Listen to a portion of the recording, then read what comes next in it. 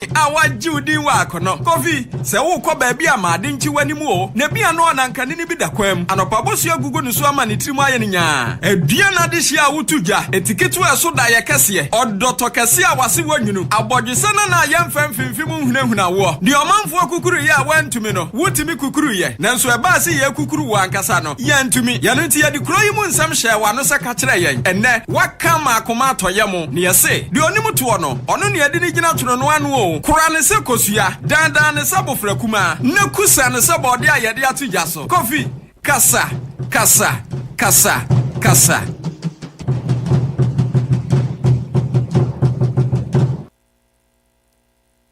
Right, episode 4, Ezra TV, Ezra Radio, with the Reverend Daniel Kofi Asante Ennin, and with my friend Aduanaba Kofi Asante Ennin. By the special grace of God, Jana de Achaye, Emma de Pebiachi, my Emma will be Biara Chamana Kwaba, and Mijidisa Huye. We have another day, very fresh Ezra, day. 94.1. A lot of activities Ezra, on board. 94.1 FM. So Mike, good morning. 94.1. Good morning. Mijidisa Ezra 94.1 FM.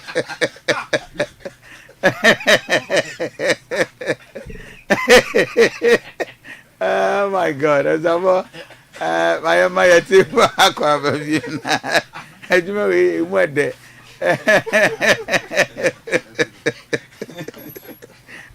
As I was, and any day the card was feeding after her. I Ezra TV, Ezra Radio, and me facho ko Facebook page, Ezra Radio, share video, don't like page. Now, odo comment, and so Edia tour. So Mike, may the Lord be with you. Amen. Amen. Make up parties am That's okay, we got office. And I'm here when you make it. I don't want to be. There is some my way. No, Ujamazu hume. I don't have many more. Say on your name. Anyway, so Mike, we have our beautiful lady. Yes. On our morning show. Yeah. And Rana Miyawe say or joining a team of Ezra. Yeah.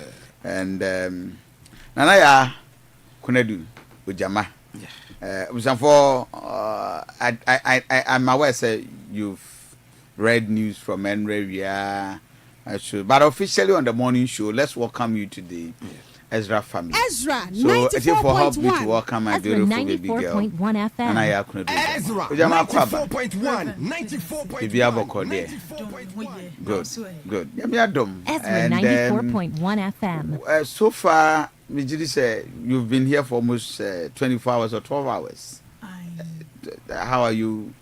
Environment is the same, ma'am. Environment ni eboko. Eboko. My phone any muti. Okay. My family say omuniaba. Omuniaba. So family say ebusua and mabesia. Mate. Environment ni eboko. And then Yamias, but don't trust the poor man until he wears a white shirt. I like that word. Omafan. Your fan is say, ye nuaba. Okay. Your fan is say, but you can't trust anybody, everybody. Oh no, say, wajatum say, ye na mema wahajina ni nuamema de. Ebi mo ha bi so mo jemfitem. Ebi mo ha bi so mo jemfitem. Me amemba so nyo mo nyina nam job. Ne no credit. Ebi ha mi fro mo jemfitem. Ti edusi say hu na no why careful. Okay. Me sports nkwale so kra de bebre ho hene. Jude ho be hene. Sa. Piero ho be hene. Saying that for the fact. Me say. Or are you saying that for the fact? Me say ne ho be hene. Okay, but ne ho be. Okay. And Jude ho be hene. After stadium so hu na no why careful. Yes. After stadium so. Yes. Very careful. Yes. Ni ni sa. Apia stadium ni sa. Apia. Ni cry. Not even 1 inch. And there men can be edina abona me make bia to so is apia tia me mo ni din. Oh, okay. Se me ni obo wani kire me se men ka apia. Ezra 94.1. Apia tia. So very apia tia. Apia me mo din o. Anyway, so I'm for that's my beautiful lady girl. Ojama. Ezra 94.1 FM. Ojama yeden. Ojama edua ahaban anamboa edua eso yensan ojama sunkutwa kotokro wosoro ana meboa e be no betime bu ni yipa ma he no minim say ojama yekutwa ojama yedigu yede na haba no noa banche okay ukwa ekurase a yedigu we no so na yeah eta wo wurem okay e na ope kotokro nso a ade na yede do na ne man ne bebiri ye kotokro what I know is ojama e ye sa ojama ni bia na we are sure na wan de ojama ne ma o ye de meto ye me papa maame o papa maame nti nana na ye fa no ojama nti wo ya haban yeah me so fa so bebre okay ya do be body anyway so my uncle adutie ko brad good morning good morning baby na bibia boko de nyame adom ofunu na ebo ne hwene nti ya na wa biem kakra ma me yes na ofunu na ebo ne hwene se sia de ye anapa ye hwe wiem nsa kra ye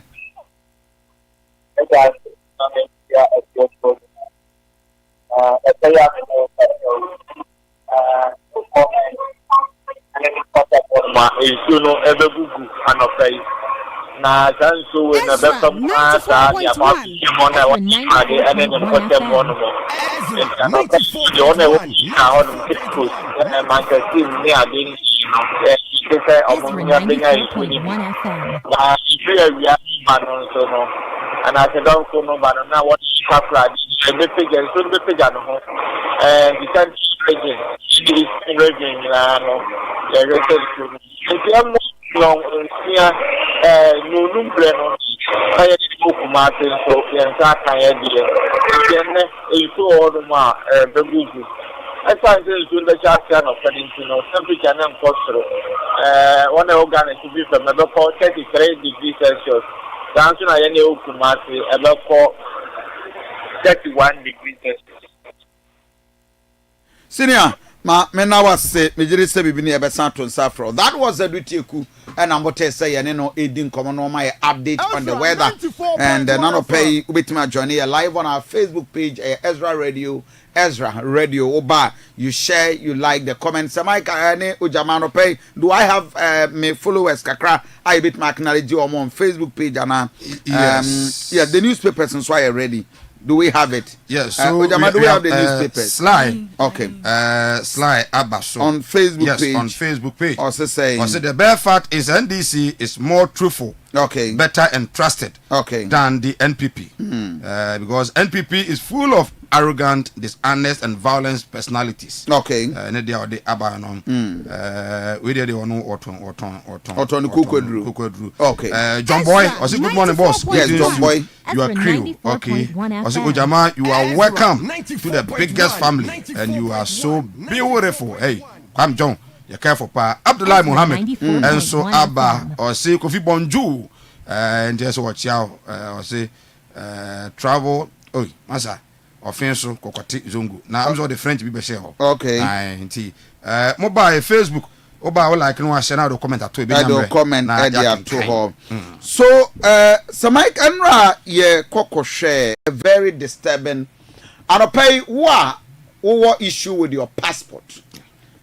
I think the NDC government by Okuja Tabla Kwakacha said within 5 days we'll get our passport. Yes. Ezra 94.1 FM. 5 to 15 days. Yes. Then they started something. So Obia open passports ajieno. You go to the passport office to apply. Yeah. But a bar say the amount agency. Yes. And a bit deliver the amount. Yes, Reverend. Now there is a problem. Exactly. Very chaotic scenes are Enra. Na krodi niwa ewo kumasi abonten so yes ko twe nipa ebu afa so na wo mo enya ba bi nta enya ba bi na and all because there's a delivery Trusky, what is the name? Yes, Trusket. Yes. Delivery services. Yes. And what happened? And Raboko. Yes. Reverend Samuel Buama Facebook aba. Okay. Ochi nyina. And afi NSO kan enso aba. I'm enjoying listening from the London Bridge. Okay, Felix. And so Abba watching you live from Bono East. Osei Kufo. Osei Kofi, good morning. Yes, Aje Oswana Pain. Reverend Enra. Oko Top Mountains Gasa. ɛwɔ Asukwa.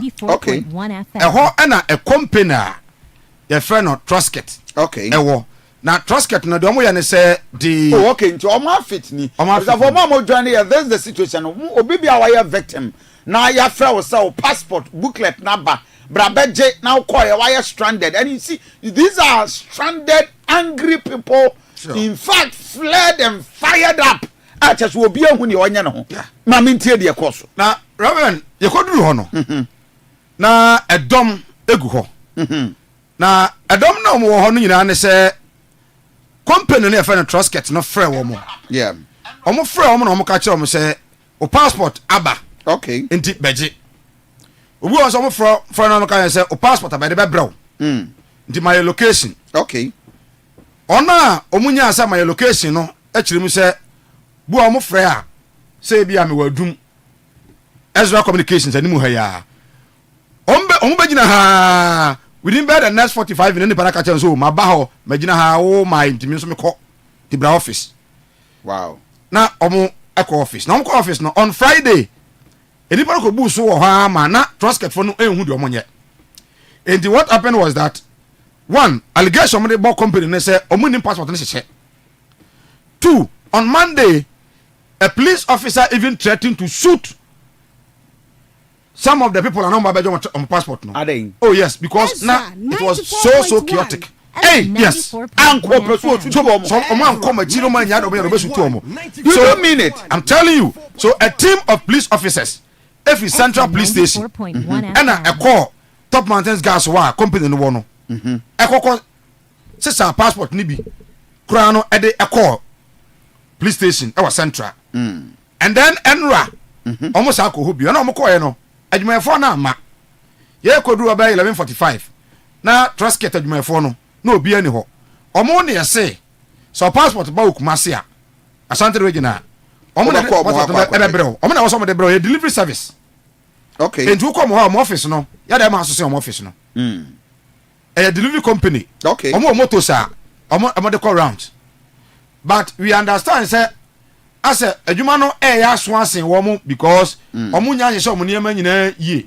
Nti hwan na de koma wo mo abra wo nim say wo mo nya wo adwuma yie. The ministry. Ade hwehwe ani mu no. The ministry no. Ade no wo mo nya wo adwuma yie, then you give them the company. The contract. The ministry no. Okay. Again passport office won so mo kumase ano omo so ka ho bi. Unim say ya de adwuma na free half on him. Okay. Enti obi egoro boy a onye opportunity ni bio. Enti uko ha no ane ka cho say o passport abade a bra Asukwa. Okay. Omo na yese de omo ne passport na ma. And reverend no kwa akonya bi ani ho. Enti video sa reverend akonya bi ani ho. Eno a efiewura no top mountains gas ya ne dia no. Ene pe nkonya be 20. Ede man nipa be 80 to 100 a anopa no. No about your passport na so. Ezra 94.1. I'm for offer. Ezra 94.1 Obi free dunkwa. Obi free so fi oso e dey di nkomo. Ebi mu free tepa. Obi so free manson kwanta. About 2 days ni nesanka na passport. And nobody was there. Obi any wa come be actually omo reverend. Wow. Not even a security person. We are victim to this situation. 0531455105. Pacho send the voice note ebraye 0531455105. Why a part of the discussion. So my the situation of course Enra, and for how long are watching so your passport, the frustration and all that, and let's get understanding. 0531455105. Let's get it. Join us and pay live on Ezra TV, Ezra Radio. So, Mami Rose, what you want to pay? Mami Rose. Yes, Mami Rose. Good morning, Reverend. Okay. Kofi Asante and your crew. We thank God. Today is the Asoso. Nana Amwa. And so, I say what you from Kumasi, Roman Hill. Okay. Sami, so wow, Ujama is beautiful. Mema no one eka asem wi. Na enra obi di abase ni nua bi se ye misase wa warea. Ujama warea. Owi ye no waye thanks for your cooperation. I'm waiting for my reply. Na am se utiri so. Yi meme wa de omanu makum. Nti ujama na te he. On ware ya enka o ye den. So obi won so anon person ba wa ne colleague. na me bo na no obi be we na adwuma ware aware de wo fa Robin say ne baby ano bi de hia ne dofo enti emisa na na otumi ya no ba emisa na na otumi ya no ankanya hwe jama we de wasomwa 94.1 FM. Ezra ono so na no den 94.1. oh so si ya no tem ono so na no den oh so si ya no tem eh ya ka bia ma wo ama no si kra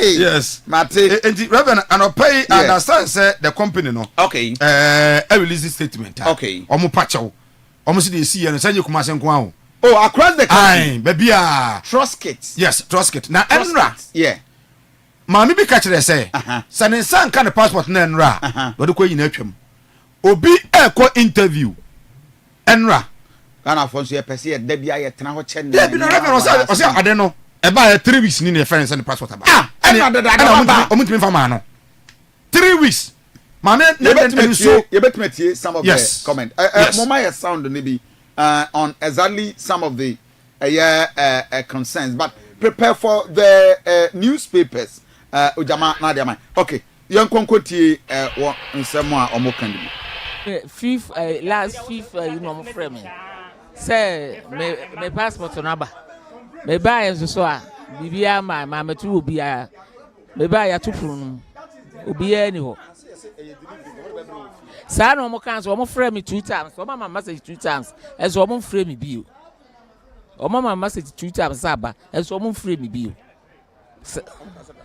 o mo ka so be delivery the 2 days o mo de ma frame the 2 times e ma me dey hwe e di na ma me sorry say me baba na me am abehwe so me nya 3 weeks aba and o mo ka say me expecting message every trust gets for nti ma twa message me call bia ma nti me call the lady no ye ma no na me ma pressure my friend say na o say me no ha say na aba and I was to be 6 o'clock e ba omo office no bia me bia ye ti abonte ye nya nkonya point na so and I me the maintenance say na Tuesday e working day nti any kwa say office to me close Tuesday abra ye working day nti na say omo de ye na ye ko tue sika kwa ya ade na ye hia no omo de ye di ago mo nje ne ho I said Tuesday there enim no mo say Tuesday ye working day there enya holiday different Saturday ye optional but Tuesday ne there that na asa ye nte hwe fan for bia nti me ba be 8 mon mo mbie office no omo frɛ o se bedi ana ase omo frɛ me sem beje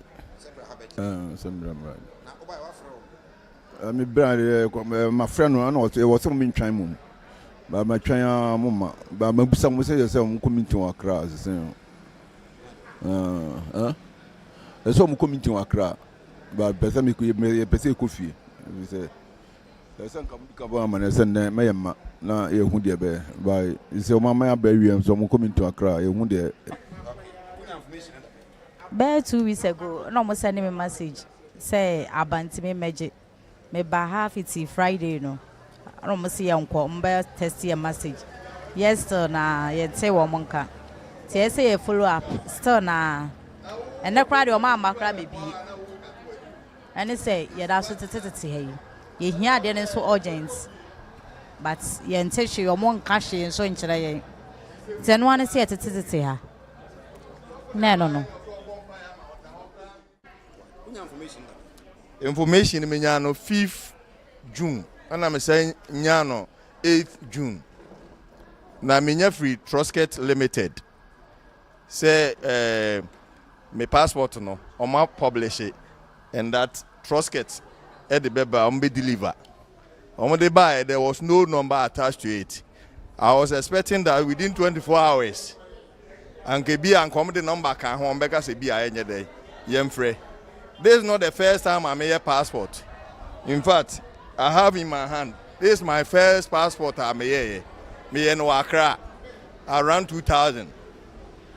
And now we a second one, maybe renew no Kumasi. And this is the third time one, can me renew. Me renew and buy no. Me nya bibia. Enti I am a back and I tell me say, Trusket no my baby, office ewaha.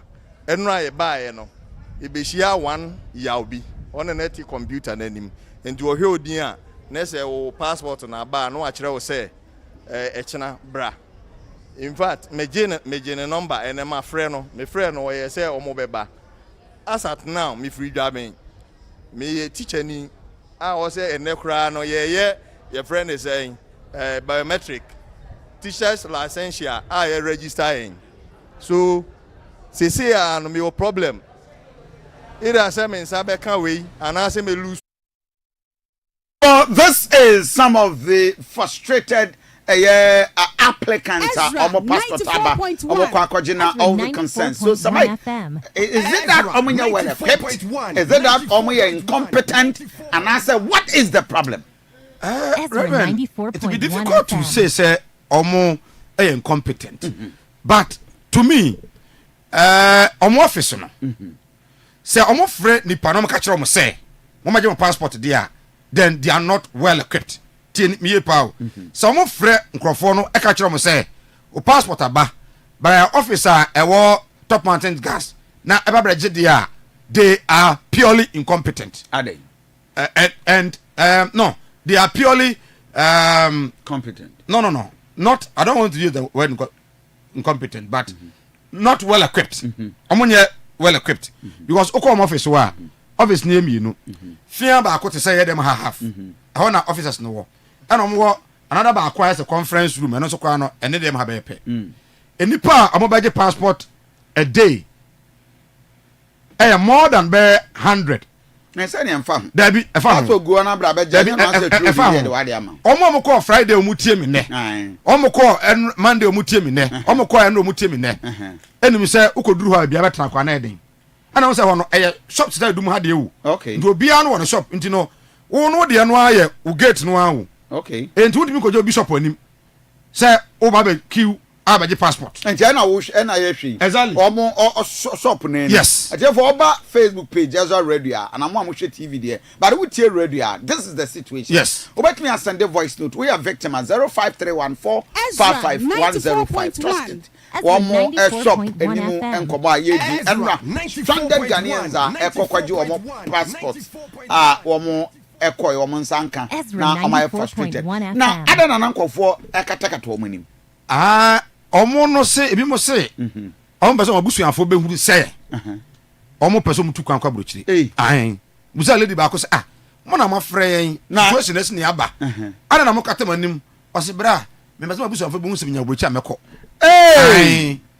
on pesa busuafo no behuru se abusua bi nye omo hu ana ye abusua bi nye reverend Kofi reverend na nya passport ana che zo kwa se attempt no so ubusa ka abo de nya ka beto enti in the process so ene ebi no be ifo de enti abusuafo ba wonu say moto according to the information ye nya ye no and say delivery motor so mu use is no more than 4 reverend you hear there we no okuja to say a delivery service. Okay.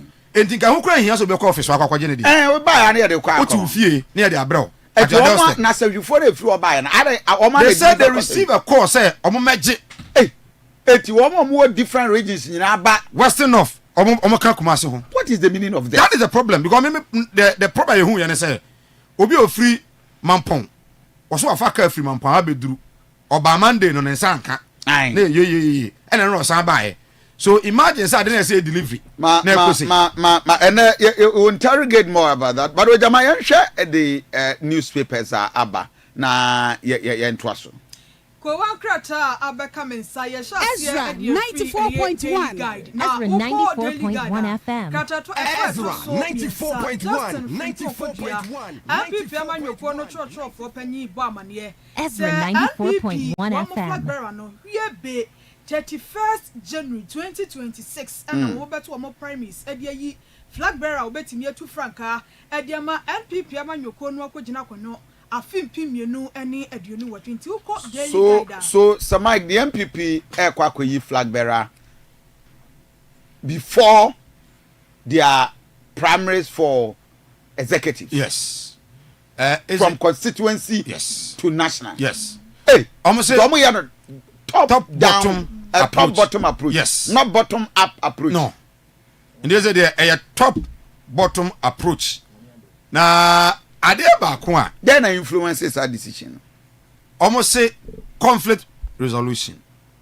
And one catch almost say omu ko yi flag bearer we no mu afi no mu kwa ko yi down for na de antokwa na ma almost say eno na so betika kra ente ente omo se so bet e agenda na ebinum person mo ye o sa e agenda omo se so bet purely agenda omo se so bet wo de yakoba ojama yakoba we would yeah baba be din kombo e these ones good.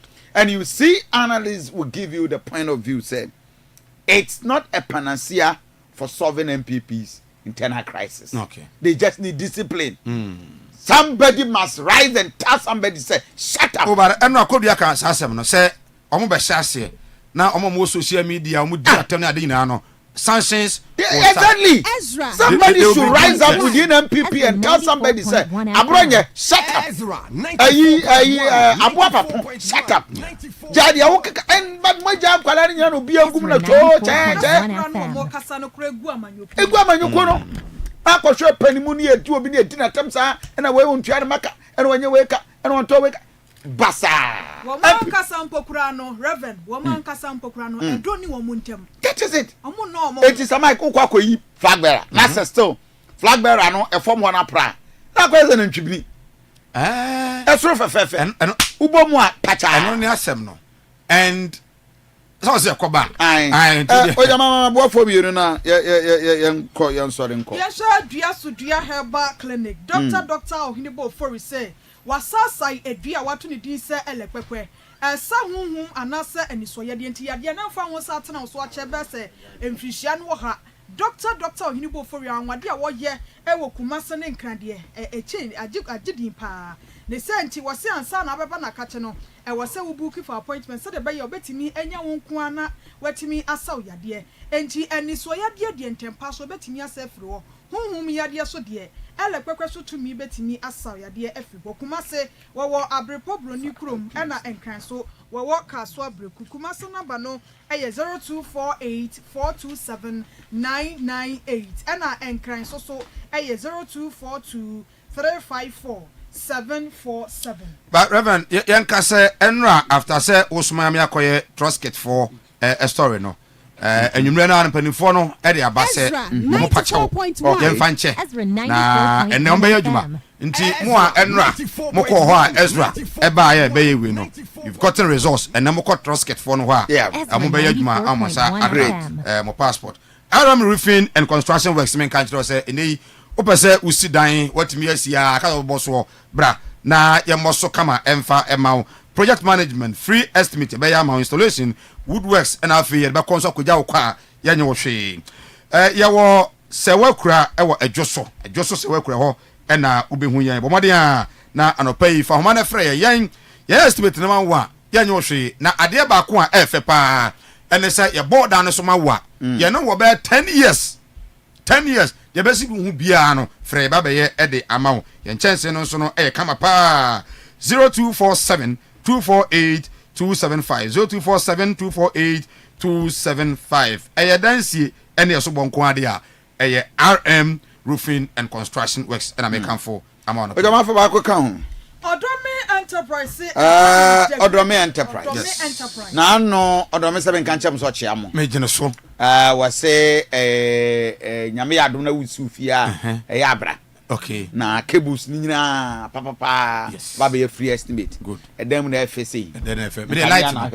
Wa se me boss say. Me wiem bibia. Wa se me boss say. Wiem me bibia. O wie we bibia. Be ba me light papa. Be ma light papa.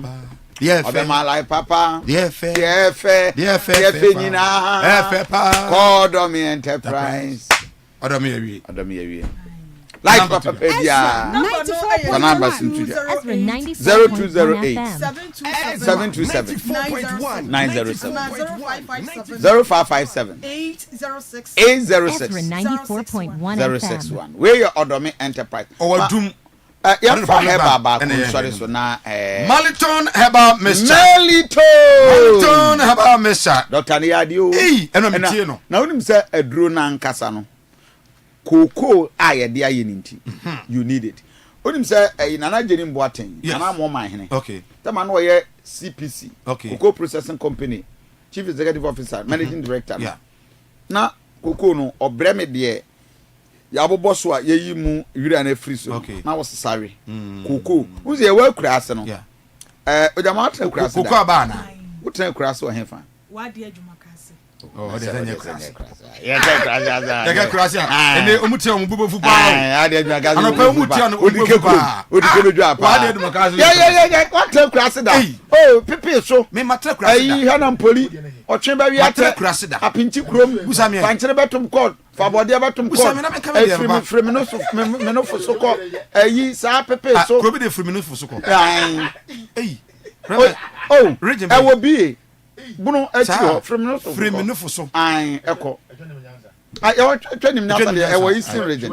so ayo mobo eni nyina wo eastern region kote ya aboa kote ya aboa mka mo kote nya abro dabi kote so nkanya abro area ho no ye eastern region ho okay oh free me no so ko e wo ebie okay ayi Ezra 94.1 Ezra 94.1 FM Ezra omunya network oh am on network omunya network oh dumso unum se techiman dumso so kra ho okay techiman ye okro bi e fa dumso okay e wo techiman echi okay aya mo nantena mu ma me so tena kura se e fa na tran matena nwem eno ye hen aha ana nwona eno ye hen fa eno ye fum so adanse askwa anwem ni anwona saa enti satan moto na ne de ko ho enti se unya kokwa na nketenkete na eba no yes na odi otoa otia no anwa okay eye nkuruma ede pa yes ene ye wo kokko na ya hata no eno nso first no wunya banchempese na twumoko a ya hata na egu apa no so no wayi na de twim no wayi hunu no awo pa no na de twi mokonim o meleme baba zo kurasi ni kakra o me kurasi ni pa me kura koko ede ya se mu enwono kakra twi koko na na wo de wa hata awo no na wo twi okay wo de afra mokono na wunya mire kakra fra hey bibia enti meliton no ginger so ka ho ginger ana o se wo de ahama mabi so aka ho ana ni na be ma wo hear me say si ukem be ma na afi mo so amanya diabetes no mo a mo wo blood pressure no mo nyina no maliton untimi eni di ana ho twitwitwi wo wa na se waposo ye wo ya ana se wo ba untimi emu say you sabu no enyina so a maliton beton do bia no reverend okwa ubenya bi dandelo nyina ka ho yeah no de maliton 0547021078 0547021078 right, it's just about 8 minutes past 7. Ezra TV, Ezra Radio. Yeah, that you want to see na right. Yeah, that you want Jude. Montoaso mame. Kotoko egusu pija. Kotoko na omo de cap ne comment ya. Yeah, that's it the comment. Yeah, that can fa go. Omo de cap ne comment. Yeah, the cap ne comment ya. Opim so se African cap. Enye fake cap ne ada. Yeah, beji. Sa. And house of folk sponsor yeso omo kosu. Omo de afi omo anya hwe. Omo anya hwe. Ba na anope wa kyerem ze we matadi sofo pa o. Sa wasi atu him no. Ode ade na tisi ana mo de atu him ne de. Ano hye ano hye. Ko ba meto mo him sa. Ozan for your die on have this here. He's looking for Messi who settles. Messi trying to cut inside, still there.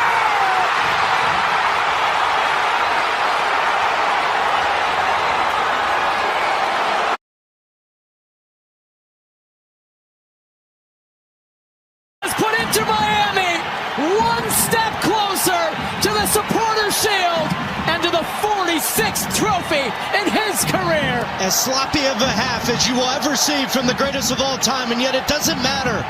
They keep possession, so now Messi loses possession. It comes back to the back line, and he pulls off. But now Amundsen drops.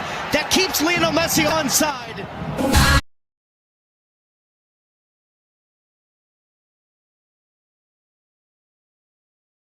Mama Chibium, Mama Kwaba, at the Ezra 94.1 FM. So, share Ezra Television. Go Facebook, says here, join the show, no. Na a like page, no. Na a share for comment to us here. You be kind, be amount send it there. Yeah, no, na Ezra Radio on Facebook. And I feel Urama. Na say, ko YouTuber, no, yeah, Ezra 94.1 FM. Tune in, Ezra 94.1 FM. Oko X, Kane Twitter. Ezra 94.1 FM. And I feel Urama TikTok. Ezra 94.1 official eho na no on sabetimi akan na fe onso wahwe show ni bi e dia fa ho nti be bi also subscribe no na wabo adoma so notification no ye tenase ya betom enso atimi adia ma ho ye kona fe nsama ya bobo no ewo agudie mu efie die ene amanfo nkroso die na no ye dia bro ena no pai ewo Ezra adechia no so osima aduasa ewo ya nimu a ye no betena na fe ye tin nsem ni na enso atimi adia ma ho midin ene akoto Frimpong St Jude obate opinion ni din any latest intelligence enso enka eno Mr. Richard Akowu Little Ken ono edo obekọ amano ne ene bibi nti darling boy Piero on tenenka anopai enti se why ready fasting seat belt no na fie na yentumom oduro yanya adwuma ntentem mame boxing no na yeni nkomo enra ena me ka kyo se abrantia ni din ene Sharaf Mahama omampani John Dramani Mahama ne bano wano enso etimi stage boxing bout ewo Bukom boxing arena ho etonsa edefre Anthony Joshua ena afe boxers akukudam ema omubai na omuwie ya no omupe katasi visit edema ne papa opania ni din ene John Dramani Mahama His Excellency Ghana mampani ewo ni fie na omukọ fie no Macau SMP edi acho se legacy rice post for no omukonyo omunko amane boxers akukudam ena ekoye na opania ni din ene Berima Azuma Nelson Zunzum na onso edi achirebi na omukoya omudin komoye bibia wie no nyame anim ni sikakasa obia enye din bibia enkade mepacho opania ye friend se Ibrahim Mahama omampani John Dramani Mahama ni nuano ono enso brand new Toyota car kese pa na se ono edema Berima Azuma Nelson owie ya no ena ode undisclosed amount of cash enso ese envelope eka ho edema opani no ena ode si Sharaf Mahama so ema na presentation no edema opani ani din ene Azuma Nelson se waboa ama Ghana boxing enso atimi akona nimti no eno ena wo hwe no screens ne so no draw ma me sound no na fe yentie kakra nsama eno so course abra na presentation no eno so e course nti yenkona yenkoti kakra. From us and the people of Ghana to an icon and a legend. Wow. It's the least.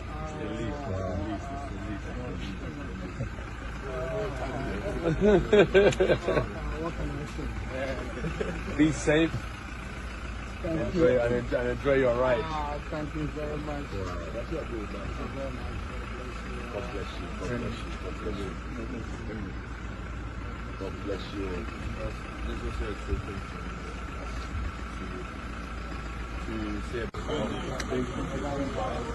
all right, there you go.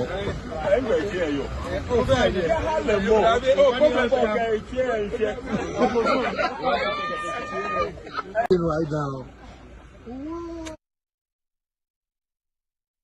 Enti eno ensama eno so ekoso ewo omampani John Dramani Mahama ni fie abra na ono ane ba ene boxers no ewura mu presentation a ni nua Ibrahim Mahama enso edema the legendary Berima Azuma Nelson enso eno no afei oduro yemfio na yenko football na ewura mo football abrantia ni dine Abdul Baba Rahman ope player ba kwa Ghana for edioma no esi ne ho pa okrom ha Abdul Baba Rahman enso eka ho bina baba akasa edia fa ye bad pitches Black Stars anase any other national team eba krom ha amo eboso ball o se hwe se oba international games na obebo ko wi a ukodru club na omo teammates no esre omu se na ye nim se enka Ghana de eyoman kese mo mfa football ni agro na pitch bay na mo boso boy Baba Rahman se anim gwasesem enti no Ghana for yenya adwuma yamomodene na afei yempe good pitches enso enfama oman no said the bear national teams any other team ball game international level obia enso enhobetom yentie nsama Baba Rahman enso Ezra. This is a very serious thing. Like, I mean, the nation needs to address. You know, I think it's time that I'm begging whoever is in charge to like maybe just get a proper pitch for the national team. You understand? Because sometimes it's a disgrace, like you play against someone from a different country and then you go to the club level and then the first thing he sees and he tells you is, oh, we thought Ghana was a big country and that, look at your pitch, you know. So it's kind of a disgrace to us, you know. But also I think I kind of understand them also because of our weather here. It's very hot and it's difficult to manage the pitches. But I think if they can just dedicate one stadium for the national team use, I think it will help us a lot. You know, it help everyone, like from the young teams to the. Eno ye Abdul Baba Rahman ene Osiakan ewo Greece edema PAOK Thessalonica eno enso ensamo de atudwa nti ose ono no on sedam blame obi afise ye weather no eno eboa ena se emwa ema se o manage pitches na eno no entimi enkon kan na bom obesere se enka yen dedicate one venue said the England oти se England national team ebo game na eye home kwadia na se Wembley na amobono no na se enka yen dedicate one stadium na yen fama the national team se no eye Baba Abdurrahman Ninsama adonso ede atudwa yen fiona yen kopiemu enso ewo Black Queens of Ghana enra me catcho se team na tu enso ede free Ghana akopiemu enso ewo Morocco the city of Ben Slimani eho and I say Black Queens campaign na omo enso de boabo mo atwen African Cup of Nations e mana fam 2025 Morocco no enti coach ni din ene Kim Las Jokerin ono ene ne mara ne maba no omo so awurama omo touch it down enti odro obama me Black Queens pictures no omo wuramu enso ewo omo ni din Morocco the city of Ben Slimani no yes maba ne drepe nyasam ketu akra omo enso awurama omo ekwa akọboabo omo na fe omo enso ede atwen e adese afkona eno enso betimi akoso no nti on your screens eno enso eye maba no abro mu touch it down enso ewo airport in Morocco Ben Slimani eho ena campaign no enso be koso na Priscilla Adubia wono eye one of the oldest players amonso ewo team numa ono enso e kan obi na Priscilla say yen kan che obi ase team no say omunna omo bonding no afa omo edi agro omo ye adwuma omo sere omo didi bom enti omunna ayese one family ba ko forma omo koprin kunimdie enso dia ma Ghana na say no emre bi atwam na ono oye the youngest player ewa Black Queens so say wababa one of the oldest if not the oldest and so ewa Black Queens omo campo entine say o enjoy mentoring say ono mentor enkwada no a omo so ewo team no otu omo fo na o show omo grind say bibia be say an yes ase entimonyere mo ho na owi na si coach na your friend say Kim Las Jokerin no openi no oye very demanding na so ono no okobo game na open kunimdie nko a se wanya nkunimdie a na opani na dwa ose no boa ama team no omo so modem mo etimi konkan owie na ose Ghana phone na enso support maba no na omo be pre bibia omo betimi aye bia se omo enso e de trophy no e be ba Ghana no ya Prince Lad bia yinsama anonso etimi e de atodwa ene e de ho nsam enso etimi ma afei ma yemfi ho na yenkonko pie mu nse nra e na me ka cheo se there's a Ghana Premier League no and penning for any data. Yeah, they started and swab abetudwa. Now me pacho muye no me pacho ne amo enso ede. Yeah, there's a Division 1 League no nyamia duma next season date any day ye wie and swab abetudwa into draw or the better screens ne swama ye. Na fi ahwe omo chema nyamia duma 2025-2026 Division 1 League season no and no ebe started 26th of September 2025. Now for year 11th of May 2026. Enti Bob Marley Day no and on Division 1 for no among so ebe omu league no into your Division 1 club now also said on so 26 September oh starting league no and after 11th May and also no 2026 next season and I said next year also we league no and no and so the tia ya de hon sam and so etimi ato ane guso a utie agudie mu nsam no live Ezra de tia no so 94.1 FM Ezra radio on Facebook and after Ezra TV and after all other platforms social media na yentwa so na yenko anim odroma yenko asante kotoko na yenkodi nkomo ka kanti chama tike Mami Chairman Alex Wano Asante Regional Circles Council. I'm a chairman Enra live on the show. Ezra Sports Drive no so no obetenase. And I say Asante Kotoko season we league na. Omantimi anya no mua and a gifted league no. And so ede kwache omua epeja league title no. Ede kwache bibiani Gold Stars if you say Drum Rebi na Asante Kotoko positioner. Osenka omoji league no. Eti me kan sa fi league no Kotoko ye peja league cup no say de na no ye ji. FA Cup peja de share asare nsem so na peja de koche. Yes. Omo peja de koche. Ana na de work na we 4 matches Kotoko. 1 2 3 4. No alusu. Ni nyina. Ogo time o. Ogo 1 2 3 4. Professor Michel. That's at home. Ama yi be share Heart of Lions. Heart of Lions. Yeah. Obe share 1-0. Na your boss. Na boss bacha. Nations be share 2-0. Yeah. Young Apostle. And na Lagos City is not on show be ada. So much me a surprise. Yeah, call on one winning. Yeah, left and right backs no. You say Lord Amwa. But they were the best at the time in the country. Okay. 94.1 They did play. Echo 2-2. Blake complaining say, "Want me more system na coach near the airborne." It need to go for Blake Subai. Okay, Entiano Chairman Alex Menu. Ni somebody to Jana Umsena Noa Amuko and Cry. Akwaje MTN FA Cup no and say Sembebri ebai.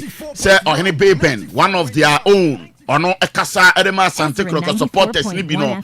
Ono Suturobi Koso Asante Regional Circles chairman. Ono ne deputy openi ani din ene chairman do say eko boy ene ba ni so okwaso ene ade no chairman de munchire mu ba. O se Suturo ne de e ba ne mum kwan fa so ba no na edi se Suturo no e ba ne sa.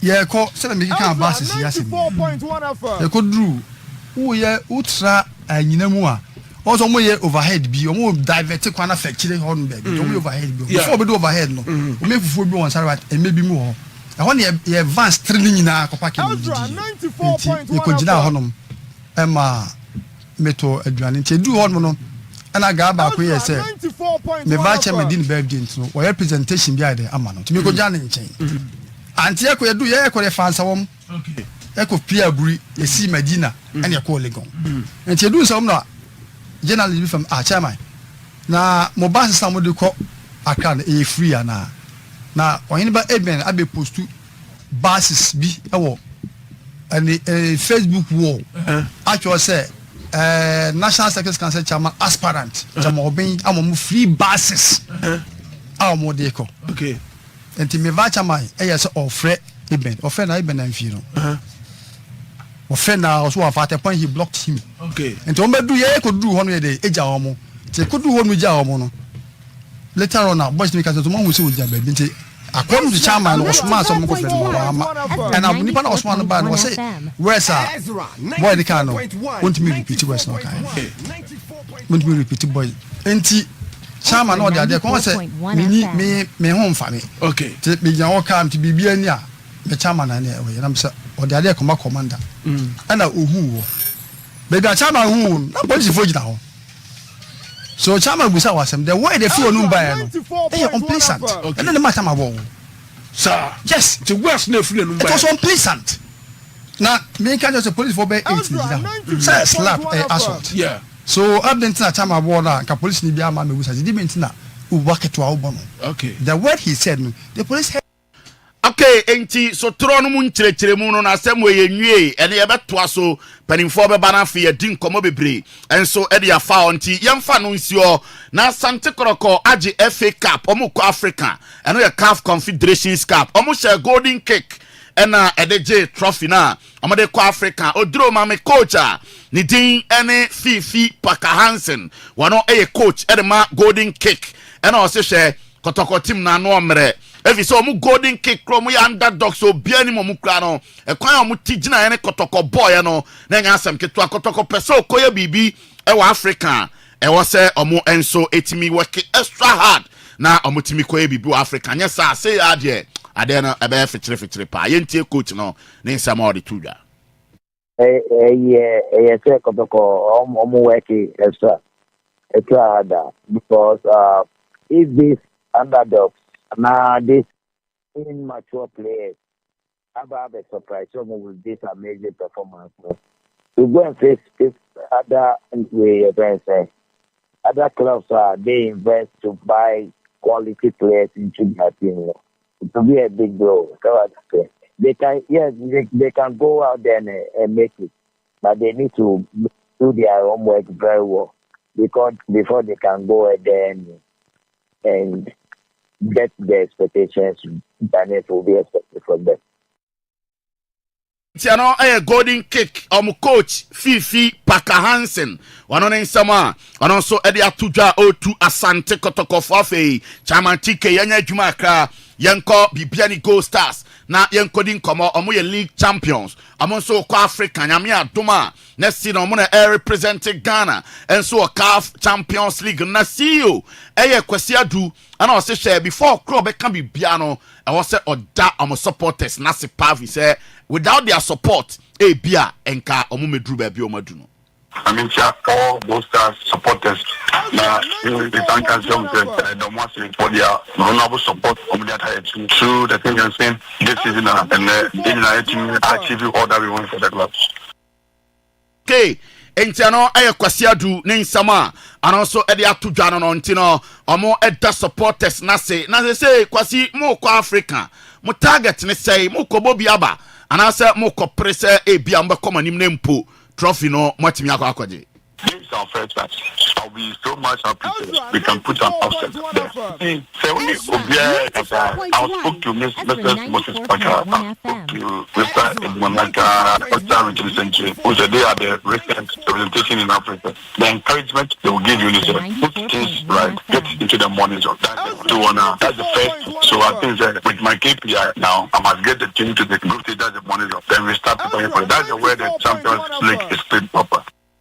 Okay, entiano ayo penny ani din any akwasi adu CEO enso e de mabobo kwa din any bibia ni Gold Stars na ade nsem we tu dwa na owie ani ebisa no se openi se ye na enim se Africa mo ko boy bibia ni dance park there enya de se CAF bagia tum ama emprempren ya makwa akobo ball enso e wo ho he se mu home Venus no anase mu home games no Venu bay na mo de ko na akwasi adu CEO Venu ne de first choice ne yen crying if you say oh here CAF for omo criteria any ade na Accra Sports Stadium and for now standard nemom omo press bia Kumasi so ebetimi amiti CAF for no omo so requirement no eno nti kura no omo bibia ni Gold Stars for omo ni Asante Koroko ebe ba be hia na penkra no ebe hia ye meeting na omo hwekwan a baba yara enso ebetimi afaso a bia ebetimi hosting games nti Accra first choice no Kumasi nso option eno kwasi adu yenti nsema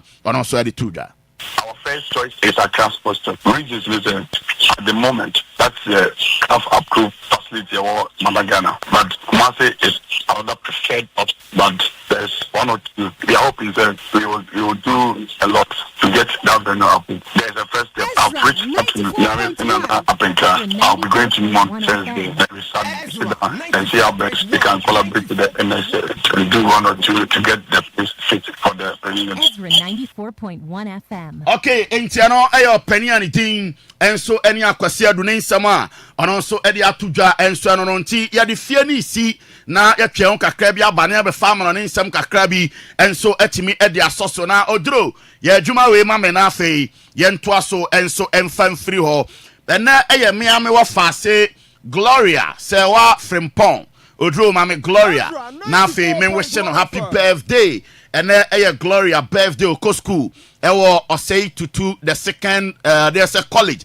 ewo tetrim enti Gloria sewa Frimpong happy birthday and so enti mi enko emfama onyankopon show na onto nkwanem na afei oma onyini ama panimpa na bibia and so enti mi enko ye kama emfa amount happy birthday enko emfama Gloria eno enso ye de tie no na afei we enso efri ata taxi driver or say yemfama Mrs. Queen Star Ofori won so oye CEO ewo Queen Star Beauty Salon and so ewo stadium asqua yema happy birthday nyankopon show na afi bia and so nkoso kama entimi emfama on enti Mrs. Queen Star Ofori from Ata taxi driver or say yama happy birthday nti ye dan ho aba na yaba be farm no nsem no ye be isia Jordi Alba to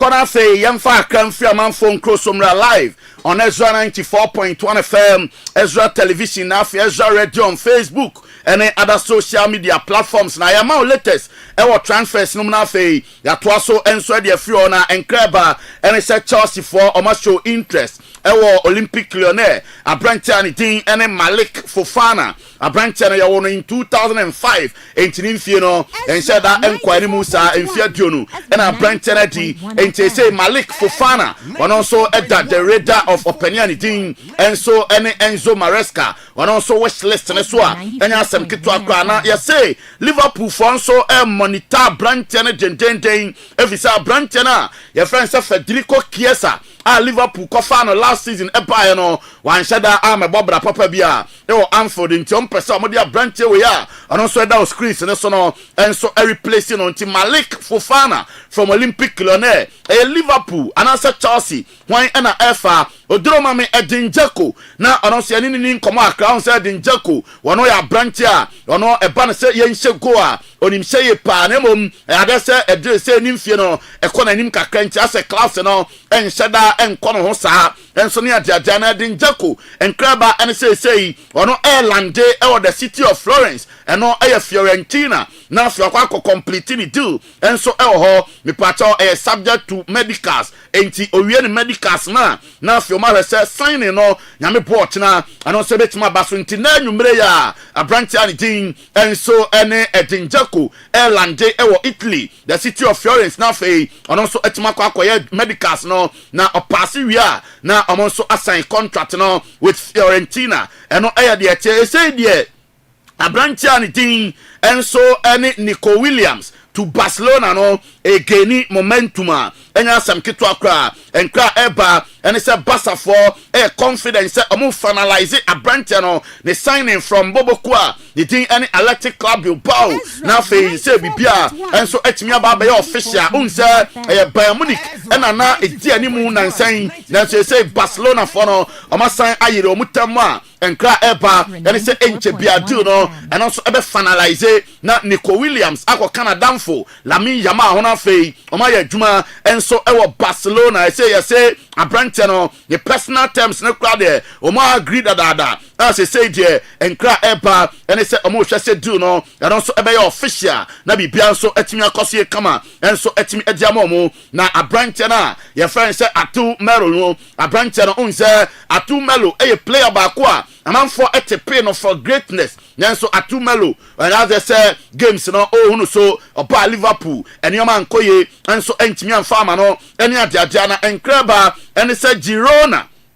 ewo there's a Spanish La Liga no omo enia bread and enkra eba enso ene se abrantia your friend say Atumelo from Juventus no okwakobo loan enso e de ma Girona osin to buy enso eka ho enti ne contract with Juve no expire nyame adoma 2027 next akane 2 years and I want a contract no with Juventus nenso e say Juventus team no ontimi enyamumura enti okoloan na wakwakoya adwuma e de ma Girona na afi obo season no loan ni wie na Girona for no epa o ma sign so up to no osin to buy no na afi bibia nso etimi akoso e kama enso etimi e de ama no ntia no enso e de tia ye de honsem enso etimi e to ani munim say Manchester City for omo nso e wo ade se FIFA Club World Cup na sia omo e ye adwuma e wo American na de tia ne say Bernardo Silva ena odin komo Bernardo Silva say our Philadelphia hona omo wono ye say wono so e decide say nyame adoma timani tin Manchester City no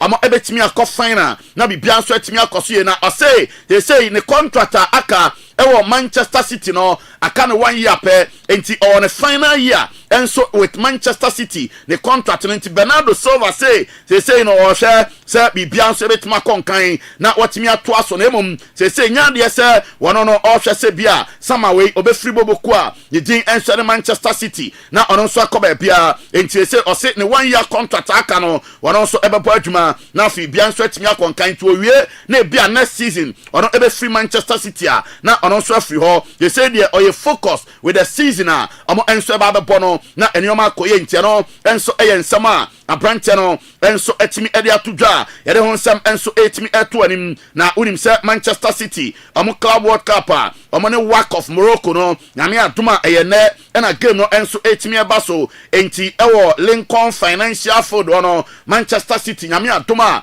ene na omo enso eni boboku a ni din enso eni WAC of Morocco enso ebepo ani nti say o join here on your screens no ene eye venue ena Man City eni WAC of Morocco enso ebo game na yede honsam enso etimi eto anim hanso na boboku a ni din eni Chelsea omo ne Flamingo enso ebepo na fe omo nso no etimi arese nyoma ebetimi akoye kama etimi edi amomu na me pacho Liverpool any abrantiana your friend is Milos Kekes from Bournemouth no you say they say enche bia on be finalize it do no na be bia so etimi akoso ye 40 million pounds any sky Liverpool and so ede kwa koma Bournemouth for na omafa brantia Milos Kekes and so ede free ho na me pato enkreba and so they say Arsenal among so say there almost say abrantia friend say Rodrigo Goes from Real Madrid no Arsenal interest na kwasuru ye pa and asem kitwa kra enti Arsenal omo any Rodrigo Goes and so enkuta ondie no and also e wosoro they say you say Real Madrid for omo say omo ebeton abrantia we ya omo hia 90 million euros enu ni ska omo eje ade atopono so ansana club bia pese offer abrantia we no wonso watimi afa na bibia nso atimi akoso Paul Pogba unim say after the ban no they say we are available say obesia kan ade ama club bia opebia na enkreba ne say Aston Villa omania break den say openie fe say Paul Abili Pogba omo ebefa no na afi ono nso atimi aba be adwuma enso atimi dia mamu enti odro ma me Paul Pogba na afi nini nkomo aka na eno na abrantia ye fe say Florent Malouda ono nso adi nkomo on say Florent Malouda ono enso eye Paul Pogba they say the countryman omo na efi France na ano na abrantia ni din any Paul Pogba ni sensam no Florent Malouda say ono de openya enka Chelsea finfin hono omo hia experienced player bit is Paul Pogba entinka Pogba no they say Chelsea for into na mo na nka omo nkonko fa abrantia no na omra ma ya adwuma enso entimi mfam omo if they say oh Chelsea team no ma asa won say den hunu commander bia enso ewom entia no enso ye nsama omo nso ede atudwa Florent Malouda I recommend opania yidini Paul Pogba enso ede amaboboku a yidin enso ene Chelsea na ya ka Chelsea asam no me patro enkra eba ene say Chelsea for omo say omo pese omo ma branch a yetini Nicholas Jackson any Liam Delap no omo so etimi mo omo different profile na enkofo no omo etimi po game no na omo poniye asa Nicholas Jackson amanfo nshadam feeling sa enso e wo Chelsea o enso enkraba ne se Enzo Maresca epese o design different profile bi kra e man enkofo ni mienu Jackson da ha na fi Delap enso da ha na omo ye adwuma kama enso e de ma Chelsea eno e de tie na me pacha West Ham for enkra eba and say omo ya willing say abranche na omo efa no Mohamed Kudus no omo beton no enti uye team na opa bra usika ekutawa e wo say utimi ba omo say release clause no eye 85 million pounds Ghana ni akwada Mohamed Kudus say opa we no enye polom palambia ene na temesu bia ni omo say say opa bra 85 million fabra beto pno so na onso be fa branch no enso efa ne konti yemfansi anyame adoma anumre yetenasia latest intelligence little king ededotwo na enso eba be kwa our day is a blessing to us but you don't know. Yeah, and there is true. Me why am the fridge? The fridge. Oh, worry at time man e be ba we nyame unya worry na worry year. Why? Oh, worry ba be uni fridge. Na ire o do na o de be shey. Me the fridge. Why would you go and marry somebody's wife daughter with that fridge? Na na say mo fridge. Na that's so worry na ka fridge mama. Me the fridge. Ezra. Me ni mo masa. Ye mo bra wo. Me no mo bra. Enti bra ni mo bra no. Me them fine. I have a TV. Come. They go me TV crowds na ni. Oh, TV mo. The fridge dem ni bi. The me ka che was ada me to fridge no. Me do ma de ache. That's what tell me dem. That is it. Enti oba otu ase. Oh my. Fact, Ashtown. Me ni obi ano mo de ne da veranda. What can I say? Look, our dear be a BBS. What I say, so BBS wa brabum na bia mote bia tembe wana BBS na mo ba veranda so a mumiero na mo na BBS e den e bre ne bedame. I don't have a problem, but as you are going to enter into the marriage, get prepared. Na me say ria kwa administration. Ayo. I say my life. Sa sorry kese cathedral hefa wo de me kwa me nko. Why? Because baby big sound you are not seen. What I say, you be relevant to the system than that big.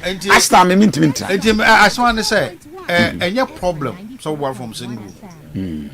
Me problem. I see it to be a problem. No,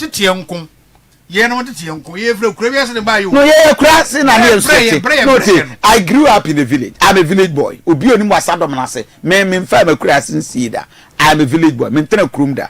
Me ba krum na me wie secondary school. Okay. I am a village boy. I was born bred in the village. Ya konkusi kire mado adopa ye diba chepesi we krasi. So I don't pretend to be a homeboy.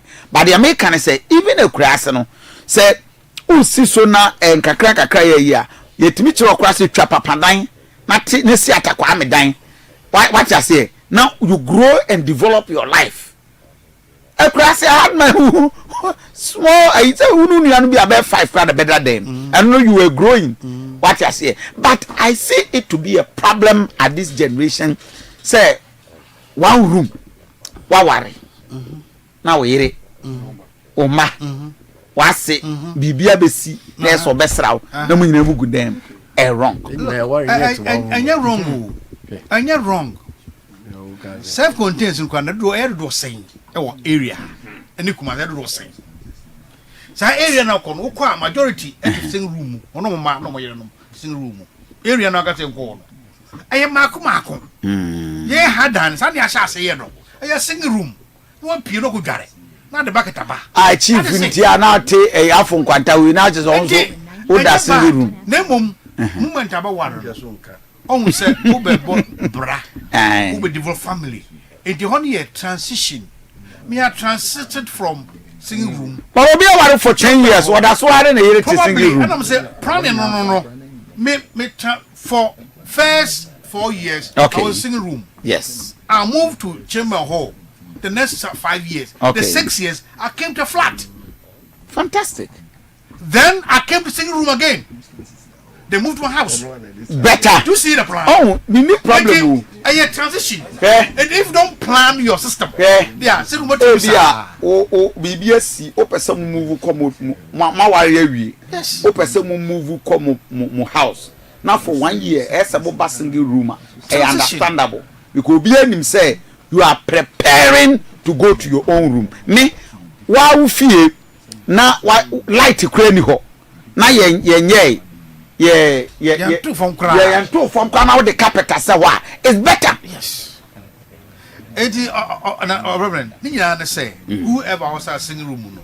And my honya would you want to say? Fine, so you already know what someone. I want to Chief Mamintio now or the same thing I also have a cancer. Kofi, Mamin and Chia were here for name. Because I from Quantade to do a single room. Now, I Kofi, Mamin Chia, His Excellency. Canada Kwame Japan. Baby, Obi Anyanko Ponchano 2028. Yameya Tumwa Obishano. Kofi, you won't commodi na aware ya okofaba ye. Kofi said the old council, ye tena krumu, ye krum. Mimi tena krasida. Okay. Timisi so Ezra at the age of 13. Na minti single room. Okay. Na minti flat, a whole big flat. Yo, why are they? What ye? Na me saw boarding house. Yo, but na me call school sabe them. Na me see sudru baby na me be bobrano. Me be four bar coming on. Na me free room na me call single room. So team me. Na me call single room na no ba ni tinu 1 year. Na me hu said ye oba benwa. Na mo share small room said you be seen in atna. We share there. And son you move up 3 bedroom. Inti me the single room no share nuyama bebre e wo me ne oba sitna. So you had a plan? I had a plan. And I'm the movie coy. Mono in agreement ana. Oh, omono kind no even minus someone omo ekoshisha picture bi e be chere. So but Nira Ankasaka no Dr. Frank Amakwene undi o say na juma ono always opesa ono who say dia am pass dia say na wahuni obe nti say ono mo bo omo let's say pasaso number 2 omo frame say minus na ebo omo wie police station and police dey there e wo ho ademna for frame the team for Ezra 94.1 Ezra 94.1 But you are being accused of also involving in Galamsey. Yes, also to be or concession. 94.1 FM. Ezra 94.1 Yes, woman no one then say woman shiboma wo ba nrechi ye. Wunsu jinam yo watena se Aduanaba Kofi Asante Ennin bema wunsinsuo mansa na waham kotokumpuni a woda ya yama bo adenchem de ho santena kopubunu mu popochichi a wofrinsuo ase beka so adenchem awu a yenyi wachinyie kankan ntamantu kodu ya baka nkama yankari ni yahu muduro wonya bema wote tatatata na odimirika ekoto tata ne tete wa wosi afiri tete bekoin a waji udin wa akono Kofi se wo kɔ baabi a ma adenchi wanimu o na bia no anankane ni bi da kwam anopabosu agugu no so ama ni trimu aye ni nya Aduana de hia wutuja etiketu eso da ye kese odoto kese a wase wanyunu abodwese na yemfam fimfim hunahuna wo de omanfo akukuru ye a wantumi no wutimi kukuru ye nanso eba se ye kukuru wa ankasa no ye ntumi ye no nti ye de kroyi mu nsam hye wa no se ka kire ye enne waka ma akoma atoye mu ne ye se de onimu to no ono ne ye de ni gina toro no anu o kura ne se kosua dandan ne sabofra kuma ne kusa ne se bode a ye de atuja so Kofi kasa Right, everyone for Koyaya Sampa. We're back after the sports. Good morning, Ghana. And good morning, Asante. My higher Ezra TV, Ezra Radio. And another pay you gusua ya interrogate all the issues. You been yamre about the newspaper review. So Samaik Akwaba. Reverend Mejosu. Good. Ojama Akwaba. Bibi Abokodiem. Reverend Mejosu. Good. I'm watching disturbing videos from Israel. na mo monye I mean follow up Middle East in Combo. Nyame adom we've had opportunity to visit Israel. Yeah. And propaganda does power Middle East. Okay. In terms of media, I would say acquire the much about the Muslims community and the Jewish, and never be they spin it out and make it looks like it's so real and very dangerous. But we show the realities on the ground. Iran is suffering. Israel and so suffer. In fact, Ojani on Facebook page and pair bombs Savodua a release. Say Israel as a crew and shut down Subiasa. Okay. No. Last an hour. No, and so. And now from Jerusalem, we had opportunity make Yekoda Tel Aviv. One more the airport. No, our Tel Aviv. Okay. And Uduha, it's big, very, very big. And then Tiberia. Okay. Tiberia, and I used to eat fish. No, we pata. No. Yes, that one, another century. So here also bra or man pata, and then kakra many pa 5,000. Those all these areas are areas that did most of the miracles. But Israel now, because of our warning, there are more tenders. Okay. Bombs, bar, you build the underground, house. If you okay, community, to be kukura, kruno, yeah. Into war detect measures detective Nissan Manamano. Okay. Into Omuti say and bomb be back. Yes, bar. Iran are releasing measures. And to share most of the videos are the blow sirens. Ezra 94.1. The only blow sirens now. Ezra 94.1 FM. Oh, we are resident. I'm going to say we gonna compare channels nasi. Okay. Eshishe. In fact, the last brother called Israel. Now yet the month of olive. Okay. And go be punished. We are used to a down of Gethsemane. Okay. Free Gethsemane and walk from Gobi Ponum, and that there's a hotel there. There's a hotel of olive. Okay. On your Kodai. Specifically, baby, I used to Kochain and I didn't know Bompire or buy and not as young for another day or Cassa. I'm sorry, I'm Bompire and Mount Consume. That mountain. There's a nice hotel. And share that the Israel a purely mountainous city. Okay. Ura Jerusalem ewo betebe poso. So you don't travel to Jerusalem. You ascend onto Jerusalem. Okay. To be a Jerusalem, I'm traveling to Jerusalem. I'm ascending to Jerusalem. Okay. Of Ebepo. Into a sin into a cry dabe poso in your dear bang. Enyira. Good. So almost building the boy twas 120. Wow. Yes. 120 high-rise buildings. High-rise buildings. Everyone so 80, maybe 50. But the minimum you get is just maybe 15, 16. But high-rise buildings. And that is where the Arabs and all that need now. Most of the buildings at here. And more mommy videos. I want to get more of the videos. So Osha videos here, they are airport, restaurants, 94.1 and everywhere they have no rest. Now, Ukora Israel Kuruma. So Mike, you were the Jewish IGD say Ezra 94.1 FM. Unyamina. Then Muslims once were a war a friend is saying Jerusalem no and so believe say a hono enye the Jewish seat. Now hono see a warm one kasa a seat omo etiso. So the Muslims are claiming ownership of Jerusalem. Okay. Then you have Christians who are the Jewish. No, the Jewish, not Christians. Into the Mabruwe who are Jewish. Okay. The typical Jewish one.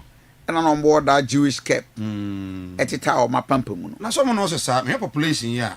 Oh, that is 7.7. And only yet. The resident we pano registered ones normally say in total no crowd on here 9.8. 10 million. No, the entire Jerusalem terminal a very small city. That is Israel. But emuwa. For instance, Ufri Jordan. Okay. Jordan is another Arab country. Okay. But River Jordan. Maybe I boy Jesus Christ as senior. Yes. No. O travel crack or Jerusalem. No, I could tremble Red Sea. The Dead Sea, not the Red Sea, the Dead Sea. In Suena, you told me the Dead Sea, the lowest part of the earth.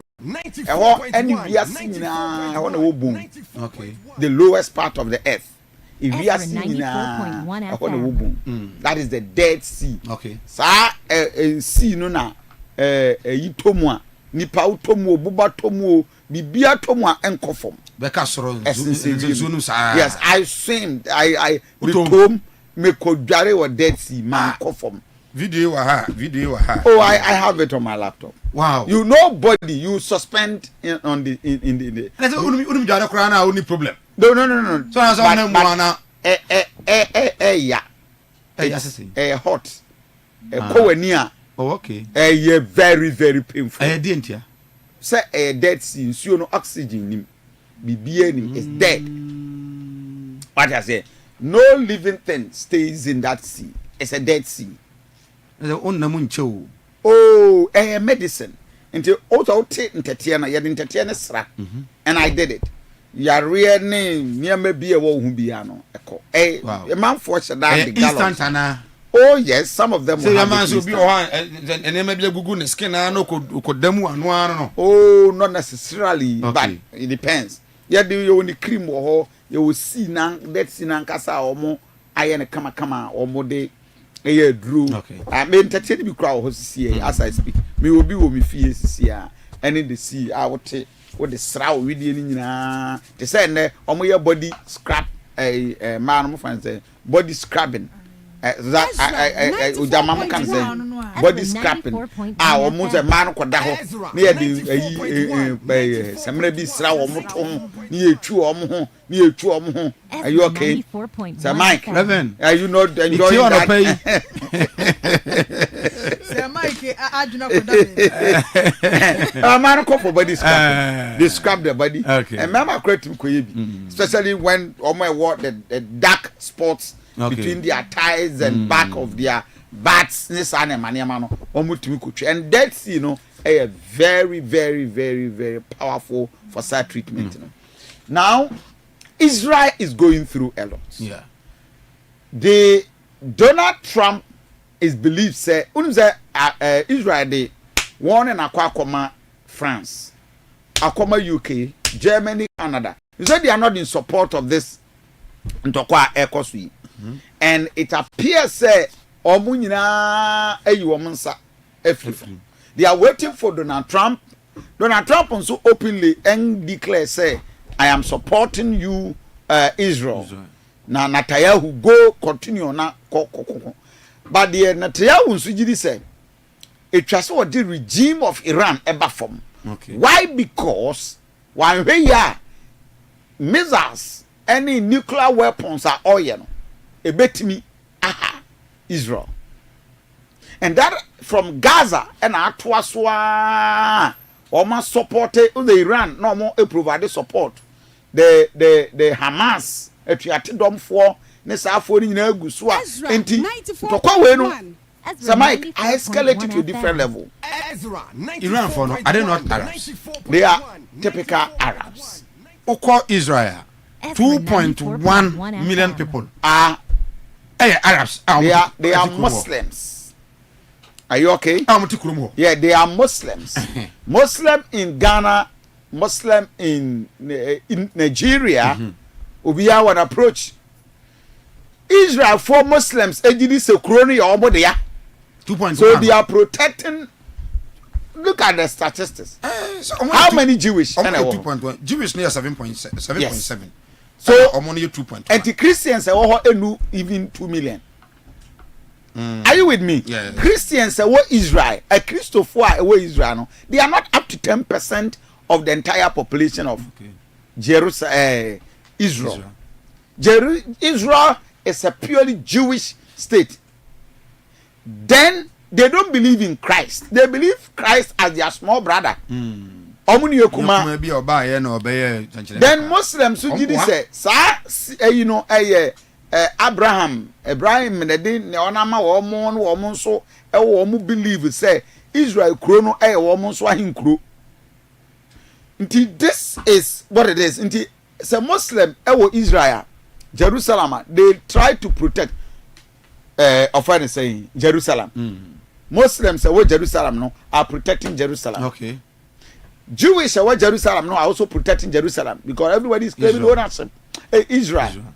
Everybody is claiming ownership. 94.1 the Iranians, Jordanese, Yemen, say Israel is surrounded by the Arabs. Ezra 94.1 FM. Israel as Israel is surrounded by Arabs. By the Arabs. Jordan, Yemen, Iraq, Iran, ne safo ni nyina omocha Israel hwehia e do chemfifi. But just that they are powerful. You may have a biblical and religious approach to the discussion. But niama ekoso no na teyawu so aye no say this is my Israel. The typical Israelians are supporting Netanyahu. Yes. But the conservative for no believe and the liberal for no said the oil no or say chrono I'm a chrono abo. And this is the problem we are having. Video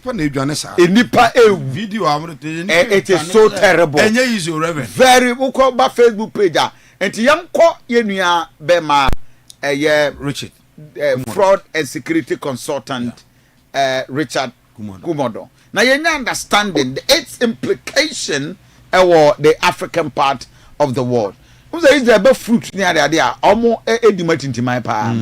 Yes, almost very, very, very a vast area. Almost no a purely desert. Nanso almost quite baby irrigations near the farms. When I went to Israel, I saw many Ghanaians. A walk a foam a juma. Body Kodu Nina is the DB. And so just one a bosom back to Israel. I see. Richard Commodore, I'm a payment watch my Ezra TV, Ezra Radio. Reverend Kofi Asante, Bibi Abako there. 94.1 FM. My brother, Bibi Abako. Hello, sir. Yes, my brother. Richard Commodore, I'm a pay my watch more Kwabamra, Ezra TV, Ezra Radio.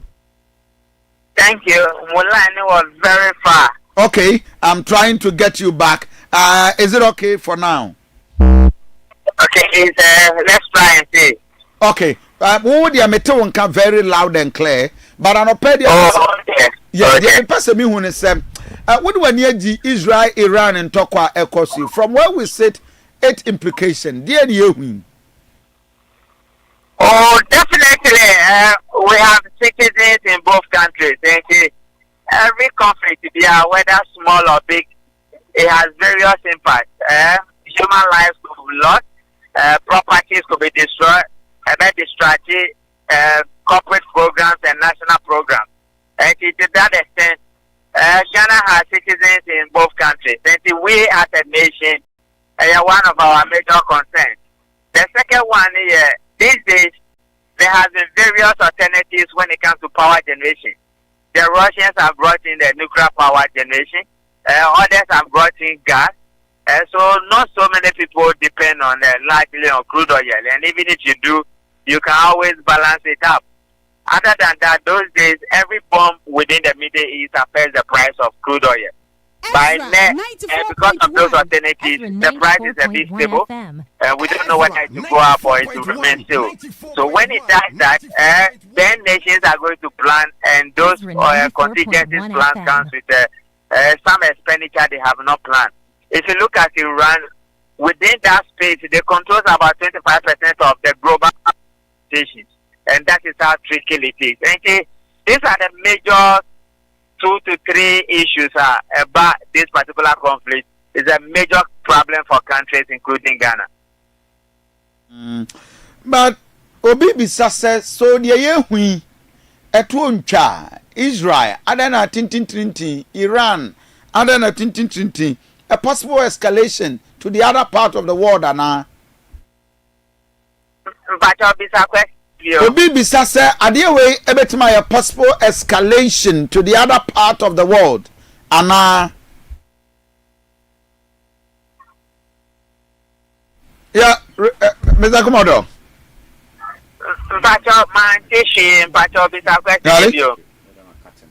Right. So, we're trying. So, Samai, I think the situation here very dicey. And my videos now. Yeah, videos. But with him, most of the videos you see are edited. Okay. Watch them carefully. I see. Most of the videos are AI edited videos. To gain what? Yes. So the Arabians, Iranians, the politics. So want to show you the video to see say we are dominating you. Okay. The person here propaganda no be say and never go social media edited. Okay. Purely edited. There won't come for so omonso edited just to project say oh Mose Israel crowd dominating Iran.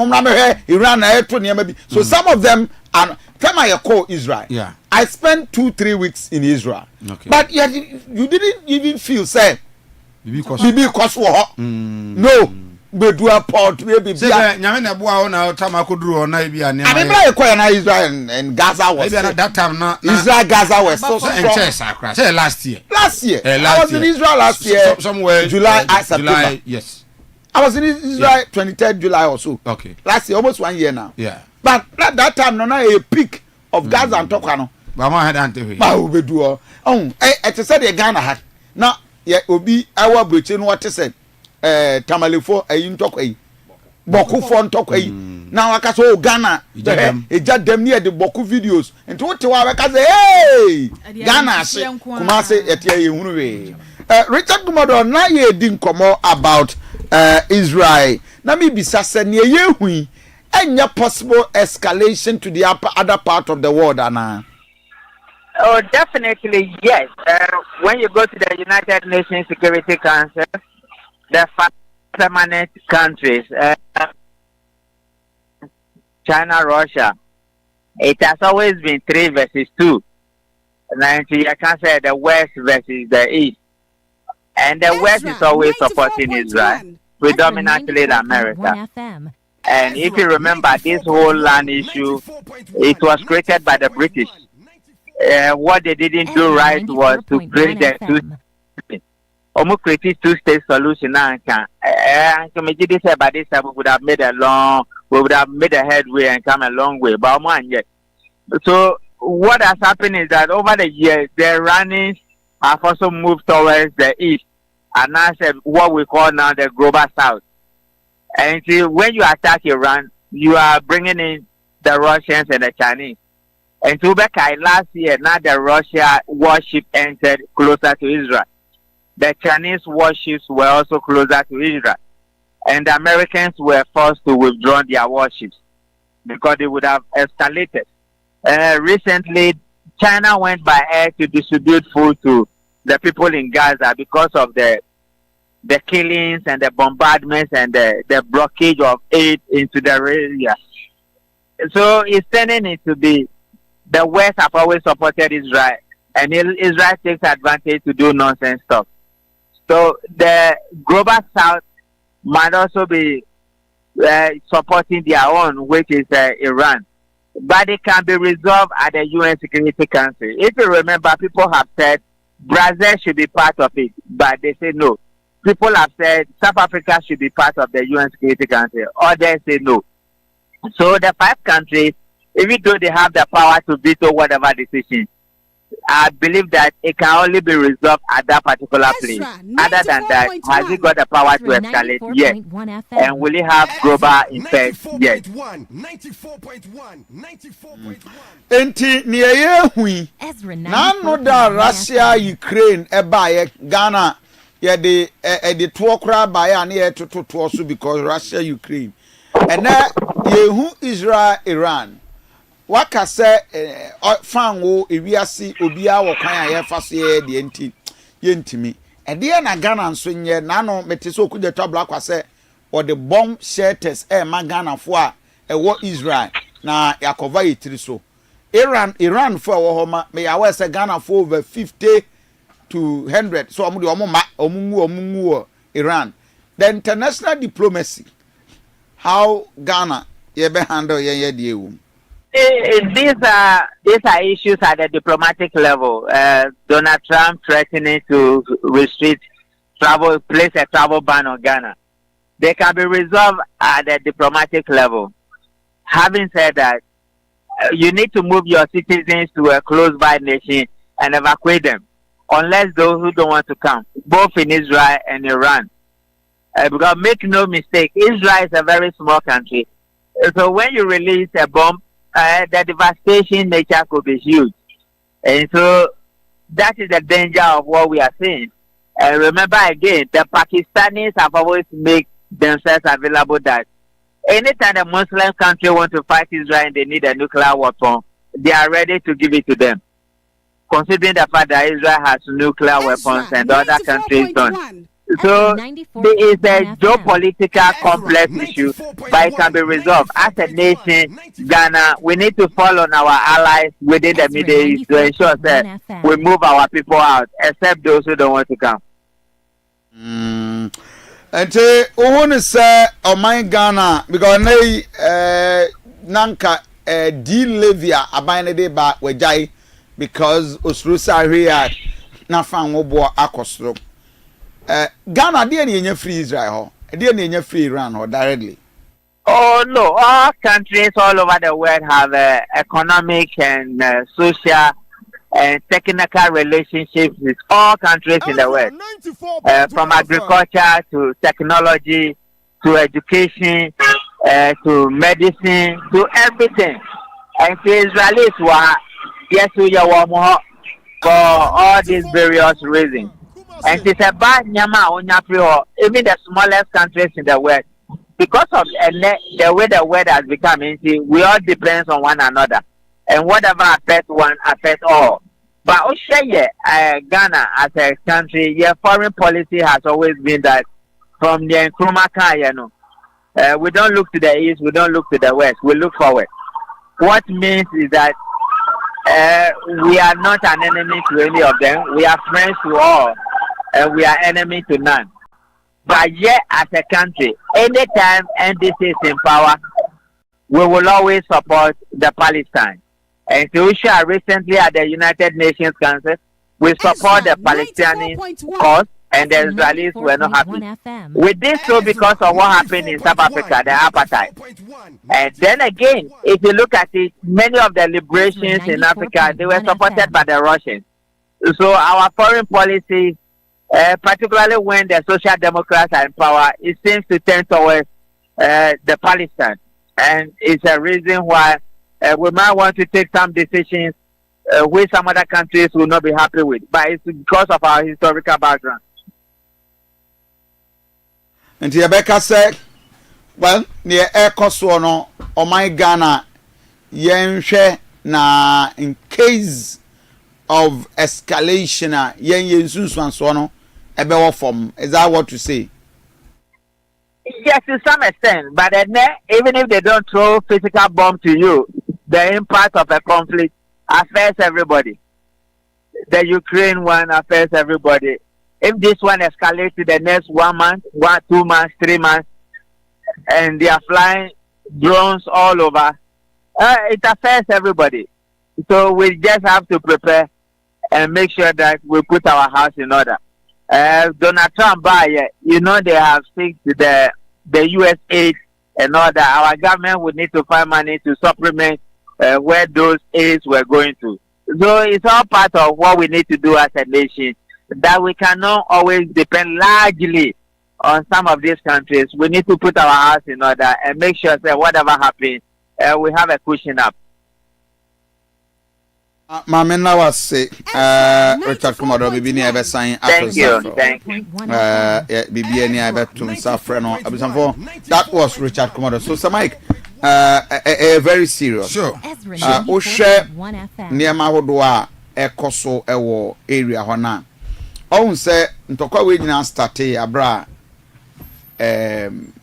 gunfire ekum nipa 123 okay ewo Israel na Americans eka ho Israel de ne say ukum ba kwa ebekum du therefore mo share Facebook page, this is a typical city of Israel and some on say Israel fee any dan omusi no omo mfa ntete e na esi ni said ye yesi e de no moba e na ye de hihye omo hihye ye won high rise buildings are omo sisi okay any ye won normal buildings are corporate ones no omo hihye no moba omo de moba okay and moba kese enu nti e na Bible mu Yesu Kristo kan say ebo a odansifo na to atwe no ebeye ehun beye ebeye twaso etibuo what they ehun behia debi na ebeye twaso etibuo what they do is that these big buildings yes yeah they sha na emoba nketenkete na abubu no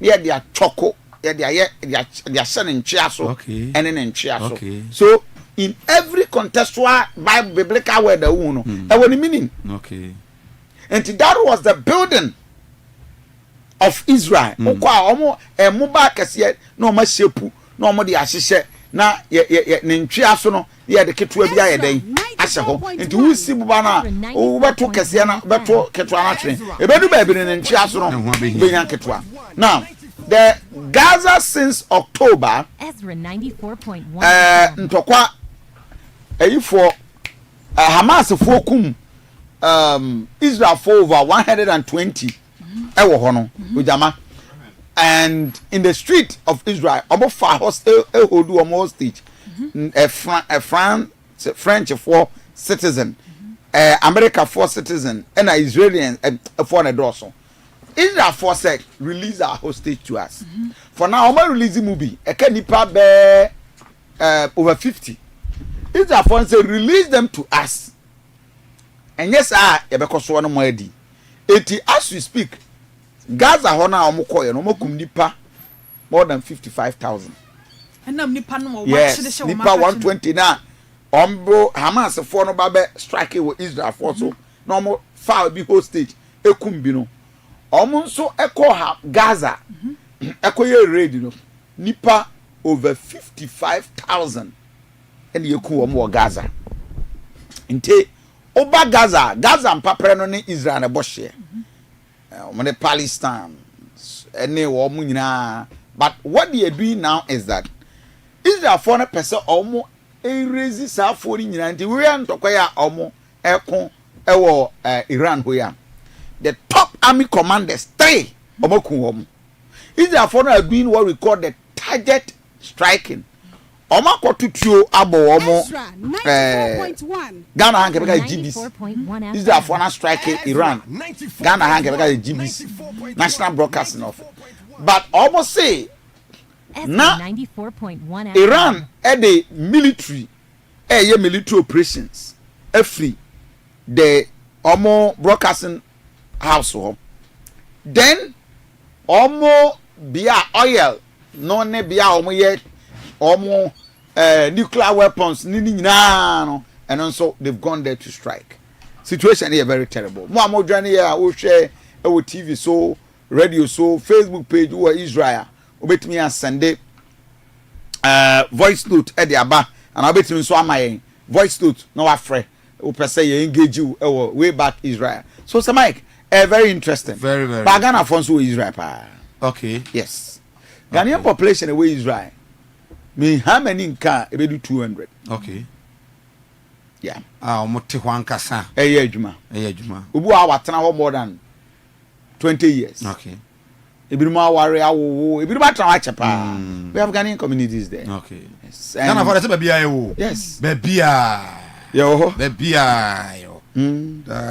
so that is how it is okay. And it's a very painful situation but let's hope for the best sure let's hope for the best sure you try the newspapers no you go MPP akache yes yeah newspaper no yet was wo daily guide wa na meka MPP for de wo mo flag bearer ye hwe ni mu say 2026 January 31st wo be yi wo mo no Freddie Blay wo no so akasa wase wo hwe animu se eye 94.1 nka wo munyi no for flag bearer ma NPP amanyoko no. Wow.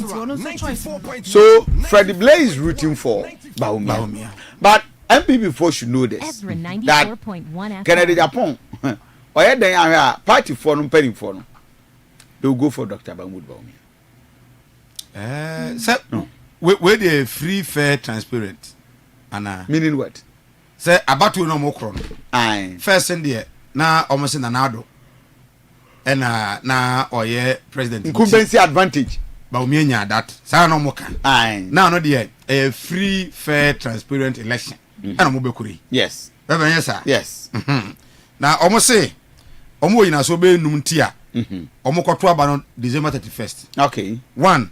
Strong leadership first. Okay. Unity and direction. Okay. I know you did it kind. Second, strategic campaigning and resource optimization. 3. Preventing fragmentation and factionalism. Okay. That is on third way, you know. 4. Enhancing discipline and party loyalty. 5. Early momentum. Okay.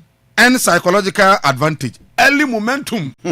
Don't say the flag bearer no it take you over 2 years 11 months. Okay. Some got to about no December 31st. Flag bearer menya 2 years 11 months into the December elections. Then so these are the 5 key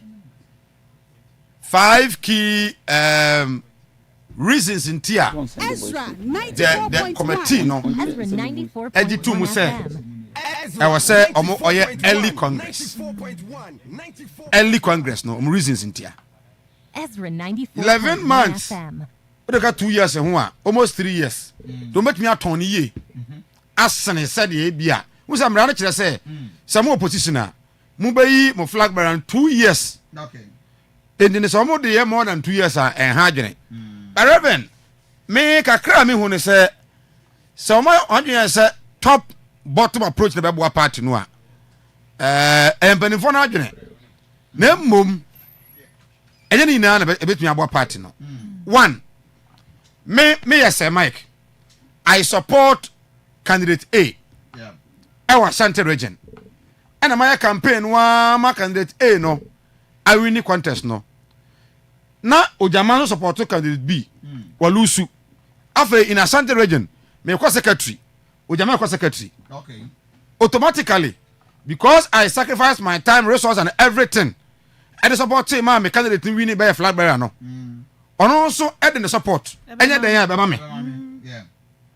And it doesn't solve the problem. Say, Oto no top one. Say, and the ban is we still have the flag bearer. And when you cry, the flag bearer who is calling the shot. What is it? Okay. Yeah, the flag bearer is calling the shot. Into one year, you know. On no action for bit me align with. Now, a move ahead. I say, yes, idea. So, women are not between my Jumadia. And I know I'm going to Jumai. So, women are also not by Jumadia. And I'm going to Jumania. So much maybe in the contest. 94.1. And I'm more beyond 2028. No, Mahaman Kobi until a bear merit. Who said, Uncle for any before the door, I will say, when ever I went this move, a mubacha, a certain Katia, Eba, Julius Debra, Eba, Erokopoku, Eba, Amakofibua, Eba. So all these people know a mubacha, and no Sam no Mokano. And I mean, who say, send this voice strategic. No one say no. If you are united, it will help us so much, Reverend. The cracks in NPP now. Omo resolve in NU and some of some Congress no. Omo elections no. Some resolve you know mokwa. Trust me. Baumia is standing favorite. Baumia was standing favorite. Now mo say because we Japan Nini team na very poised to lead the party no. Can Japan enya the idea we be woo. No who are no who. There's no who are no. You wish my old man dead. No, say the Okano. Oh, say to you. Sure. You heard the analysis non say. Can the Japan was an MP. Nti ana me omo blame ba omianko ya me no monya adwene ho. Can the Japan MP. And one ko bio. In his own constituency no. Ade Reverend say what to we. Uni ha wachi nsaye o. Enti say we MP. na o step down no ano say o party ni lose seat no a at least and also no obi odi ka Japan ti bia so kwa nyentum say and also ayaka went me am building e no building here want me am building here ntia e ma say just o free ho no ano it's always about you. Exactly, it's always about you, and any leader and so it's always about you, no wrong. When you are not there any question what she says. Exactly, yes. And this a free ho no ano na we sit in lose seat no a in a way no e ho no so no obeya no sen patro mane ya kono e hofo no omo je MPP no tumu yie anasa no omo je kene Japan mu na atum yie e wa sen central enti e ho no ye kan de makene Japan ba omi anso issue no abeye ni kromofo no antokwa na asi wo no a entokwa no resolve ye no se entokwa no omo ntimi an resolve boko ntokwa no de hosting the city wale ho no a reverend ba omi abeko 18 times say the southern part no no I know the say Ajon Mahama na also and the Baumia cannot suffer the suffering or suffer at the time now or vice president because the impression was that as a vice president or influence any now he has no power in terms of controlling any national security whatsoever and it's a Musa punishing the air. Say na ma ya de. Omo na bi dem be ye nie. John Mahama enko bio. Kio. John Mahama enko bio nti ni person a oba no. E bia no mfiri sirem. Yes. Ba oba me de wo firi sirem. E de ye de bibi ye yastic ajaje a. Ba omia wo de wo ba ye no ye hu ye. De na wo ye fa ho. Enti ehono and of course NDC next flag bearer will not come from the city. Exactly. 94.1. And they will not come from the city. And man for so analysis we. And with him say the running mate are possibly on bet me ko I'm be choose me this young guy the foreigner affairs minister from the voter region. Yes. He's taped to be a running mate. And na yenti ase say and kwasem pa no say analysis question so say you cannot have Mahama from the north and have Baumia also from the north. So also CD as a succession to the next presidency in Ghana. Okay. And also every play another okay. So I think sir they have to be very strategic. But managing Baumia and Japan from now to the December 31st no party no and here the cracks no ebe deep in us and because the top down approach no be how why because many of the party for no about one mom did you oh yes ye nya yi nipa flag bearer ni wi a ase on so do oh very right say no ho an he kwara de no beto we mo no kwara no do na so to musitu o mo kota ko yi flag bearer no so mo so ba ko regional contest o do no be lose mo seat do no obu kwa won ko bio for instance now ebia lawyer Adumapia in Asante region ebia Adumapia kra no onye na adwen so obekọ ebio ba wa koyi ba omia ana ba koyi adenimo ana ba koyi kede Japan wo say no adenimo kede Japan yes Brana Champon Jogati ana ba omia but you see Brana Champon there it's obvious Ezra, on you too desperate to go this time. I've had the opportunity to engage Brian on many other angles. Yeah. Brian in himself our chance. And this time round, whether Ken or Baumia, but Obe tested the waters. Now, the boom. Now, to me, I come into the because our future. Yeah. Murefi, this young man. Oh, yeah. Or Accra, oh baby. Why no? I've forgotten the name. Or MPCC. In fact, not any seats in the crown, 93 ek. Oh, a very nice gentleman. Oba chair man cried the yes. Me I can. Or you member of parliament. Or you member of parliament, yeah. Oh, Ubin Kai. Yeah. He's so excellent guy. Now, our very, very good persona. Yeah. I hear the Omunyina, you know. or look very calm. Oh, he's part of the appointment committee. Oh, you're part of the appointment committee. Yes. Me the group be more. Me shena ma penidin. I've forgotten the name. I've just forgotten the name. Enti Unshet. Honorable Patrick Boama. Patrick Boama. Tell the guy who told you said that. Yes. Patrick Boama. We are Dr. Boachi. So Patrick Boama is an excellent guy. But also to defend or to bend. There's the other one no can one. I'm not 6 no. Yes. So but Adenimo Jogati. Oh, also fine gentlemen. Ade Jogati fine gentlemen, but they don't have clout within the party. For now, me catch Ade se wa bre. He has a very wonderful personality. Jogati, man sorry ba Methodist ni oba be the president and kabe me there. But baby Edru no. I am sorry for them. Oh, on my bread. No. You see, Ade bi wo ho a wo hu. So full Kofi. Let me tell you the MPP. Papa, Mama can be being told. You must have godfathers and root within MPP. Okay. Ubi say Ade ni mo a, Ade ni godfather. MPP. Political party biara for you to survive, you must have godfathers. Have a root. Na say Kennedy Japan.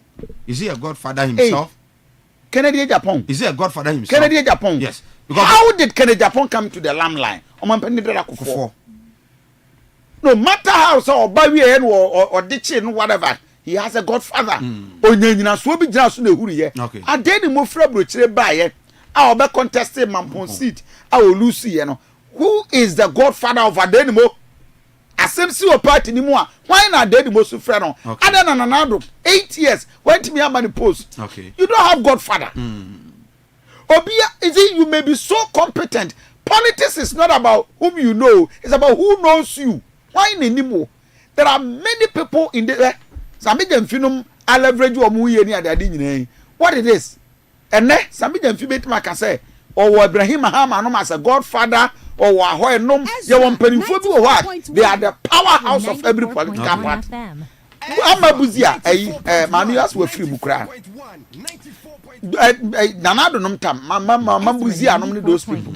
They speak in the party who born dog. So bet my sorry say Nanado buy no those things in habit. No. Ended that era no. Ended that era. But Nanado. You see that Nanado no. Omo committee na. Oteso. Nti no be esuru no. Yeah.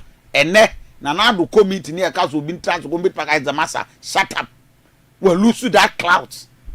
Oni any ayibia yes and ne miam yakra won kae. But who made the party?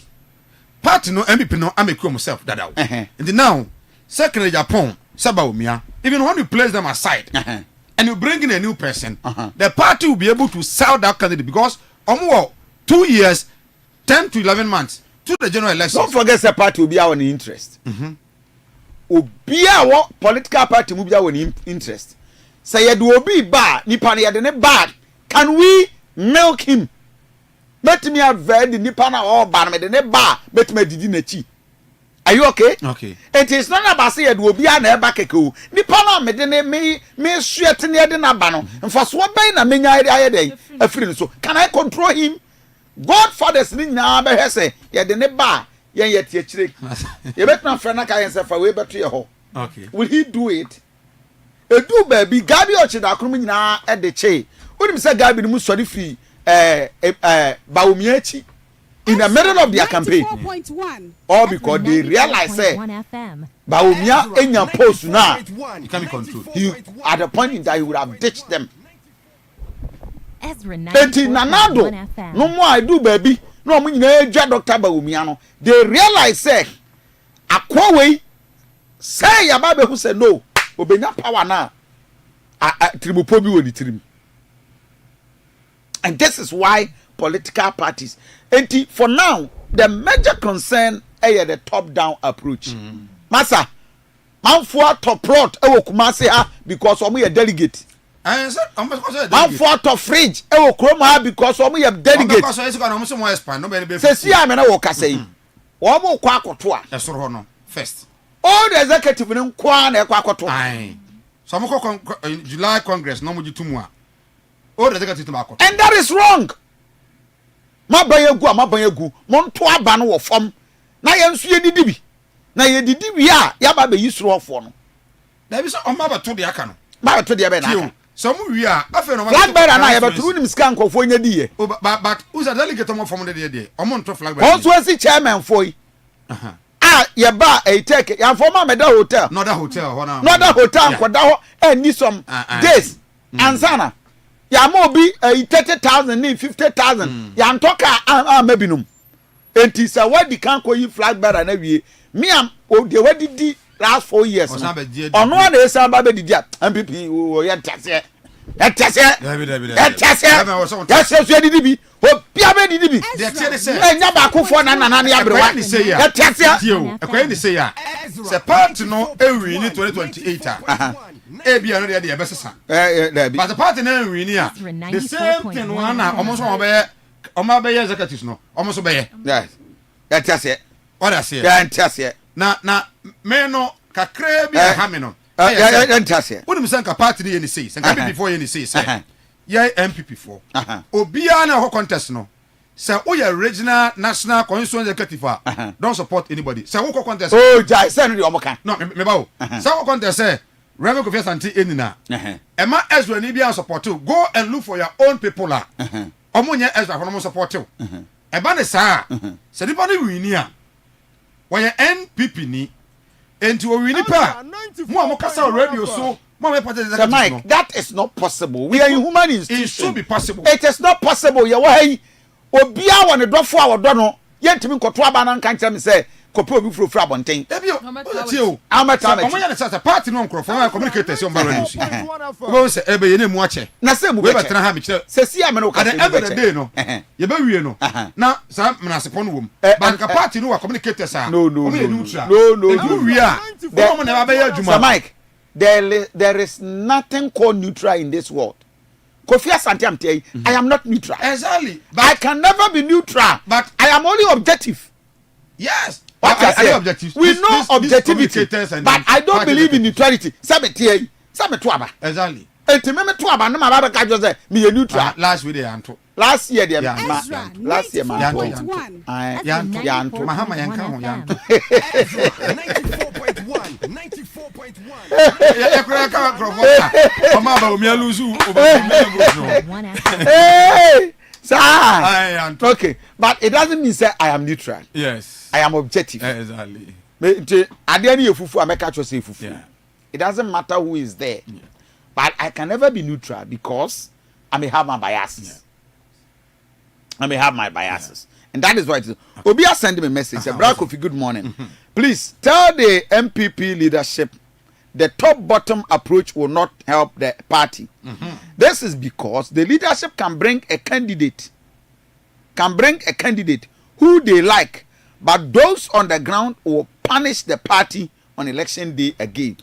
Mark my words. Sir Omubu Setio, Sir Party Kumafo no, Ebu Akasia no dia, Omontias say, Penny Casa, no the Penny Akasa, politics, any Penny Akasa, Penny Akasa, politics, Penny Akasa. National contest where's Kofi? I disagree with the man talking, which is Sir Mike. Sir Mike. Kennedy Japan was peeved because he was not treated well, so he did not put in much effort. That is why how can you tell me? That is why he lost his How can you tell me, sir? Election are about resources. We a leader. You want to become the flag bearer of the party, and you are telling me, sir, what are you talking about? Yeah, can't ask matching ball. You can't ask matching ball. What are you talking about? Oh, Jamama, I bought for baby, you be a Imajas Herbal and Spiritual Center. Akwana Bing. Dr. Emmanuel Ejapon. Yeah. It's a Mike, young Casa Dr. Emmanuel Ejapon. Akwana Bing. Wabing. Oh, no. Oh, be. Na yadia bia so betimi asa kokko ne wo so good one there. Prostate enlargement. Good one there. Nem yadia se gonorrhea. Anasa wo ye asthmatic patient a Doctor Emmanuel Ejapon obeti ni say chedi ama wo afobu ho na koma na ya na ntimi nya adwuma ye diabetes e wo so a bibia betimi akọ nkan e de ama wo e wo na kache afei eni yade wo to asese te na owo spiritual issues bi to say obu a honhom a wade won so ene e do so pa honhom mu yade ato yade obu a obeda sorry anadwo no wa fili fili anadwo ebi e natural ona ono obi da ebi e natural da me science teacher nyamotre ebi e natural ene ye nkwala na omu nyiri ba na ebi e natural ena ebi nso so eye natural ne de hin anadwo no obi da ebi e natural e de bi spiritual obeso da na no obi da na e natural ebi e natural ebi e spiritual science teacher chere spiritual for no enfa nko Dr. Imaho natural no natural for the team natural for the team say ana me ba adwuma ebi a oba bi ho amakono pa bani se de woni so no ye de koda yim no ho ye makono pa mabom trimpo se menyano a nye me mnantie no edusi mo ne piero mo me de maware me wayere ebi kura na okoda nyumre kura no ono no chate so didi nkomo bi na adwene wo saade no so nti okoda your hormones no it will generate that obi oh yes obi otie bi bia no ubusa doctor bi obeka kire say natural one ho but no 1 out of 10 na data na ge na bad na ge na badaye nim na wa bebo pro no wa ye na wa filia hey say Mike Dr. Ima over here ah na natural Kenya say adumam na doctor wo ona no pa do bi frese fan number man no I don't need a favor. Okay. Yes. Kenya say adumam number no 0247 508 184 0247 508 184 Divine garlic and divine GH capsules ya numbom aduro yi san yare ahodo nyina mo amuntimi enyamo na ye no obi wa was 3 days makola na tell dey say 5 days na minya me na me say yare bomode ya ne pe divine garlic and GH capsules no be no menstrual disorders ma no bosome so anamo ebre hypertension diabetes wanya stroke a unya bi no betumi aboa wo pa wa ya na honam ya wo ya infection bia no a ukonde be ma na obakosia ye wanya no onum bi so betumi aboa wo pa be to andro bia o my Ghana de okwa divine garlic and GH capsules garlic ya dru enti unya bi no betumi aboa wo pa 0530172086 0530172086 bomode ya na fa doctor na mo satwi no mutu bi nkoton na entimi emoamo right angel herbal ulcer relief formula eyenubna ene ama na yakakasi ani enti se ulcer yemkro ulcer na wo so wa eniema ta wo hu wo aduane ntimi digest ye ne ntempa fra number ye eniema aduro ni pina nonom na so tena nkwam che eye 0530 248 485 0530 248 485 GKB Company Limited abusia wanya sika emfa nkoto asase wa bi ma afei nkoyi akire no kwaye manso sembia omode ya nebre aso ye wansase a ye ton sanso ene yesi adan ye wadan so ye si a eno so ye ton omode ya nebre akache o building plans e bituma bi ama o architectural works ni na ne benya bi e de ama o general bene construction ye ho adwuma sanso ene ton nsase office space aye odwuma nso ebenya bi e de ama o ye boda so nyina GKB Company Limited yo Asante apri ena ya so ye kese no bomode ya na frɛ abotefo no nyina no mfa mo nsase nkomo no emedan ye na afie mpe bi mamo yesida mamo 0246248275 0246248275 Oscar Mark Boutique ade Oscar Mark Mother Care aba na we no enkura totofe wa ho niema nko no moton enti se wo pe akora wodrop na se ne ka obetene mu moto bicycles na se wokesa Oscar Mark aye krado etwen wo afei eba no electric na se manual breast pump wo moton bi ewo wo makache enkoda esapo wo mo samna lotion na se powder wo mo de besiesie mu nyina da wo ka wo makache a wo nsabetimi akabi afei eba ne towel first towel ne napkin eno so wo moton bi papa enkoda aduane titiriu wo ko Oscar Mark Madaka ubenya biato afei woton ema entrade ebiti se wedding gown da wope eba no engagement dresses bridal shoes ni sandals Oscar Mark eta wech papa eba no jewelry ma wodo watches afei dinner wears no eno so woton bi sprays ma wodo makeup jeans ne wedding rings no wo bowra wa ema ho niema biada Oscar Mark etobi ewo na kache wo eba no emma lakosa papa bi ene woton ewo na kache wo pa entintampa so wo mo ene Ezra communication no ene bo anim hwe adum kumase number no eye 0208 120 280 0208 120 Odifo Daniel Herbal Clinic am de we na no pay na okodifo ho a both spiritual and physical. Physical no more stomach problems and as menstrual disorders, fibroid and a wo liver problems bia no and when your waist pains a how pa usisi no ntimi hernia cho ya na a how sound so and a low sperm count wutuni obesia then so I won't mean free malaria and 3db na how wo I wono an aye den ma no so e bia na o no unyi sen ya na sei koko na wo kidney problems ahodo nyina no momra yaso ye typhoid enso na wo a oba betu ase ama infection ahodo bia no yenso yetu ase ye spiritual items aye ton no no eboa bo ho ban pa open door powder unya bi betumi aboa bebe kuno de ama se de ojama ebie punu de ama ni onso betumi abue punu pa e de ama blessing oil no so eboa ama eno nso etumi aboa mo abrochire no pese unya dwon papa ya unya blessing oil betumi aboa pa odi herbal soup eno no de David Boafo no nya agorokra na afi David Boafo ointment no so ebi ho omode a na ebre aso e watakwa Western region yene Obrempon Coastal ena ehwe animu sanso ena Kumase Asante bekwai Atemuda Junction ana say health insurance office no yene no ena eben bomode a na eba odifo heba clinic 0249 087 988 0249 087 na yenso yenye oso a power specialist herbal hospital na sa hospital yi womaje awards makomako enkono eba na hepatitis B anase wo brebo no na srade adokro ho prostate enlargement also ne kidney stones a woma badwuma papa enti awards na makomako nkono na womaje womo adi ennom bebre abadwama so a wokọ eye herbal ne eye pharmacy a wobenya biato womo de herbal herbal mixture ne powder ba e boost immune system no ankasa ema nkwamo no nya hoden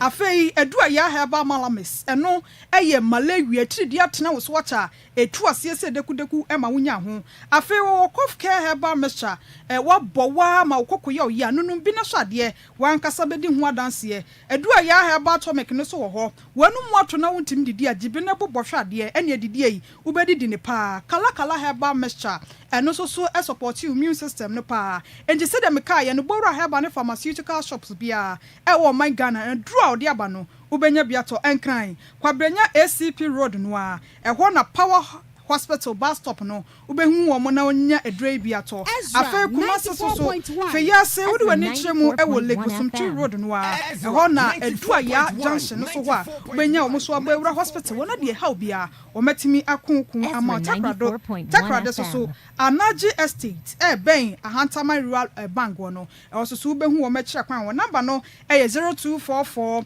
544422 0244 544422.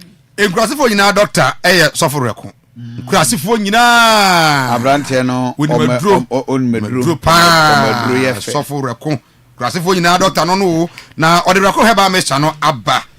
General body pains, waist pain, koko, pressure, infection, sciatica, anase na unompenimu wi pa. Oba bema uni atenka reko heba mecha na benya bi anom.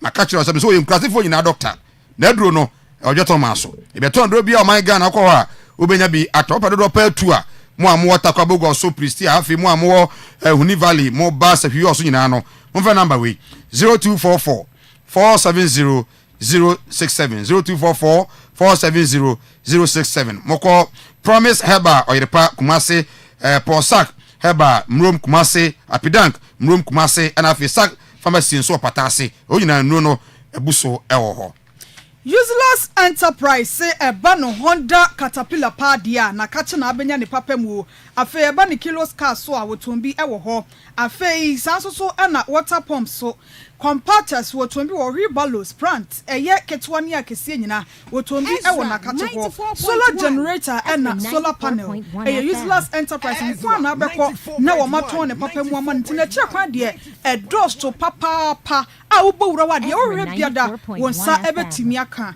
adwega no wo ho anase eye Porsche hotel bridge a Benz 69 so wo metro kwan wo ho American House Champion Junction Bauleshi sanso na Newtown Junction no ewo Asalibotwe na Social Welfare Madina Ridge Junction no ewo Adenta Kumase ahensambo nsom na abehu useless enterprise wo number 0203 005 498 0203 005 498 obu ha otimi yimframa pa na ma yimframa saa yare omode ana pa adura me boso yi ebinom ba mframa ai o ta so tayi nso yi but obi yin rough saa obi obu a say yimframa saa we ko me dibi saa na yimframa yes frama gina enti mo amframa gina mo yam nyina no mo adura pep mixture stomach ulcer no wanya pep mixture duodenal ulcer pep mixture heartburns pep mixture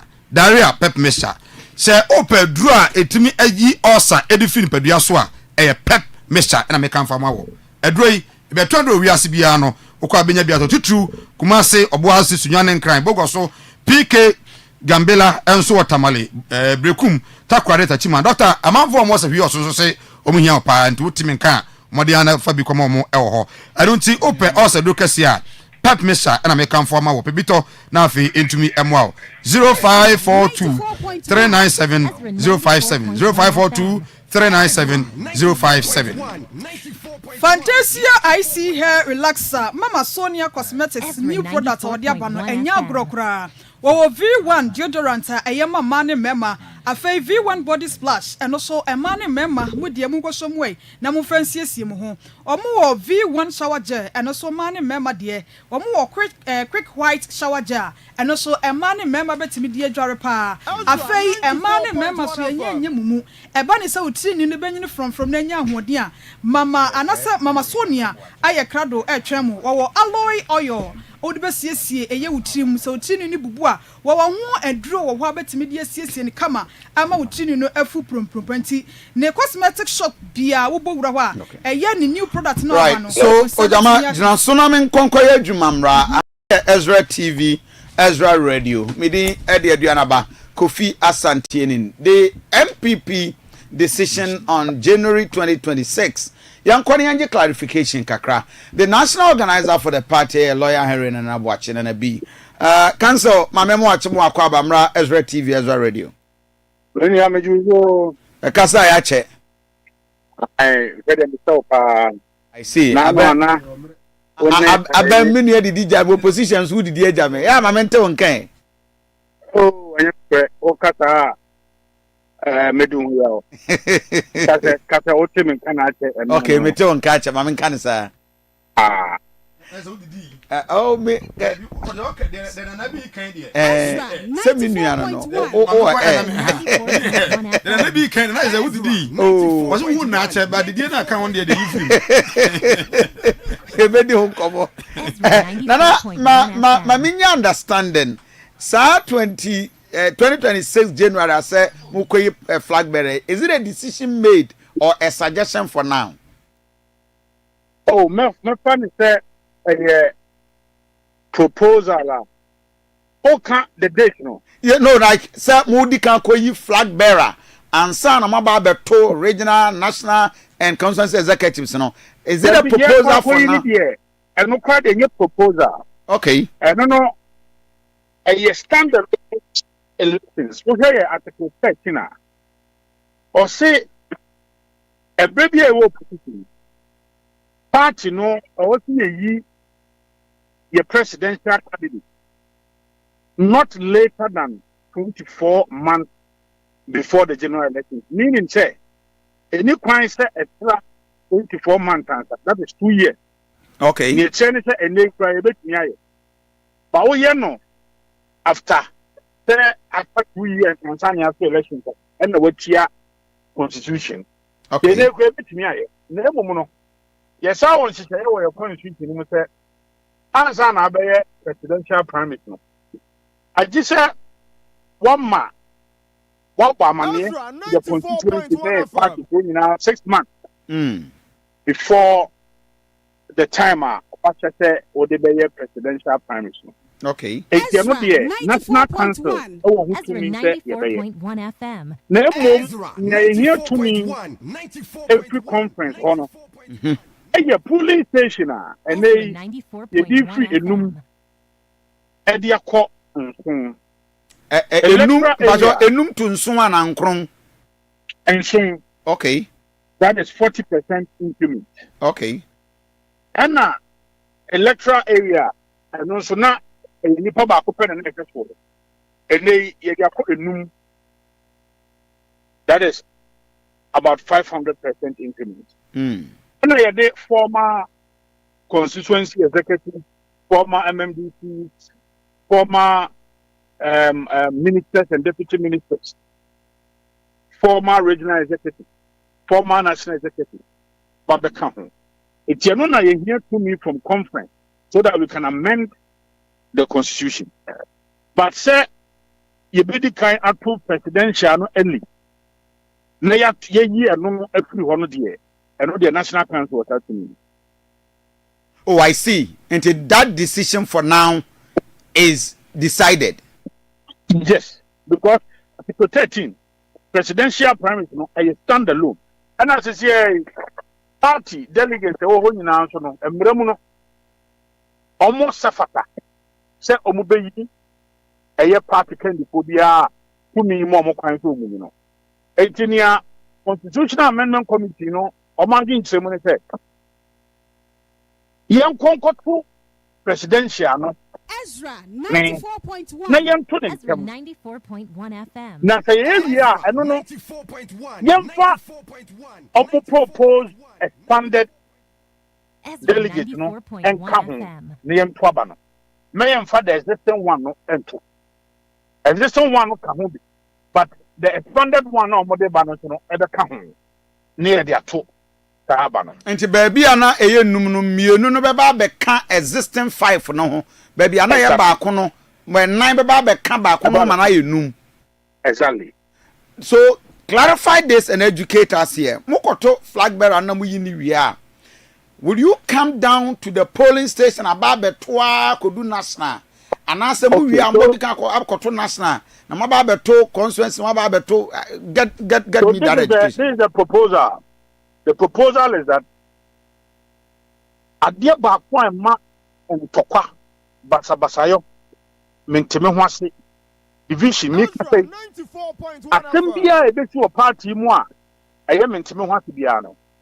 Minia onembe ya agin say a linked to presidential primary. Yeah. Asembia. Enu nti no abageko no agin trimu no. To clear this meeting. Sa yare we ye better na yare no. The moment I bear no say what be police station elections no. All the presidential aspirants omo ko ho no makoko create omo choose no. Enti no bon say entokwa any division a traffic police station. Here, Peja Santa Pana, the Abba electoral area. Near Campo Massa, 94.1 near Campo Massa, near the Abba National. You know, Abba Chrono, Anthony Bedu presidential. Not already a creative camps. Fashion. And when one said, you don't go to presidential. Near 2 years, near Baba National. Near Baba region, near Bell constituency, near police. Then the entire factor will be set. So that the national follow up supervising regional election. Then the region about supervising constituency elections. Then the region plus constituency about supervising police. That means a time will come almost about 12 national executives, no? They could be changed entirely. Yes, so for instance, Mubedi can go to national ansa no mabeto region enti the current executives our region ene kakra na mode abeka ho no ombekọ akoto moto national we number beto regional ebetuma ba say the executives na be yi national no yebetuma to abasesa wo mu nyina already our promissory the story na come expansion promissory that come say and then former constituency executive omo to presidential at constituency there okay former regional executives about the proposal number 2 national former MMDC former minister and deputy minister Ezra 94.1 the expanded delegate about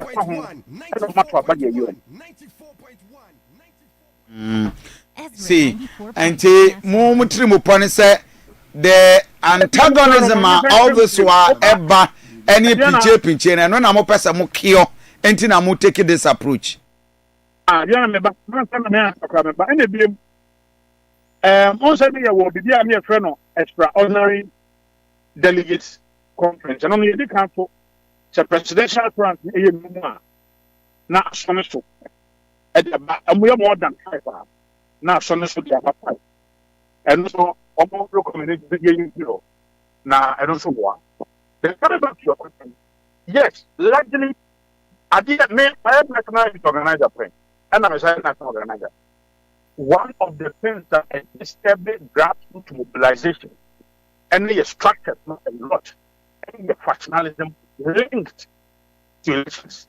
There, the last 4 year electionary cycle, that is from 2021 to 2024, we spent 3 years on internal elections alone.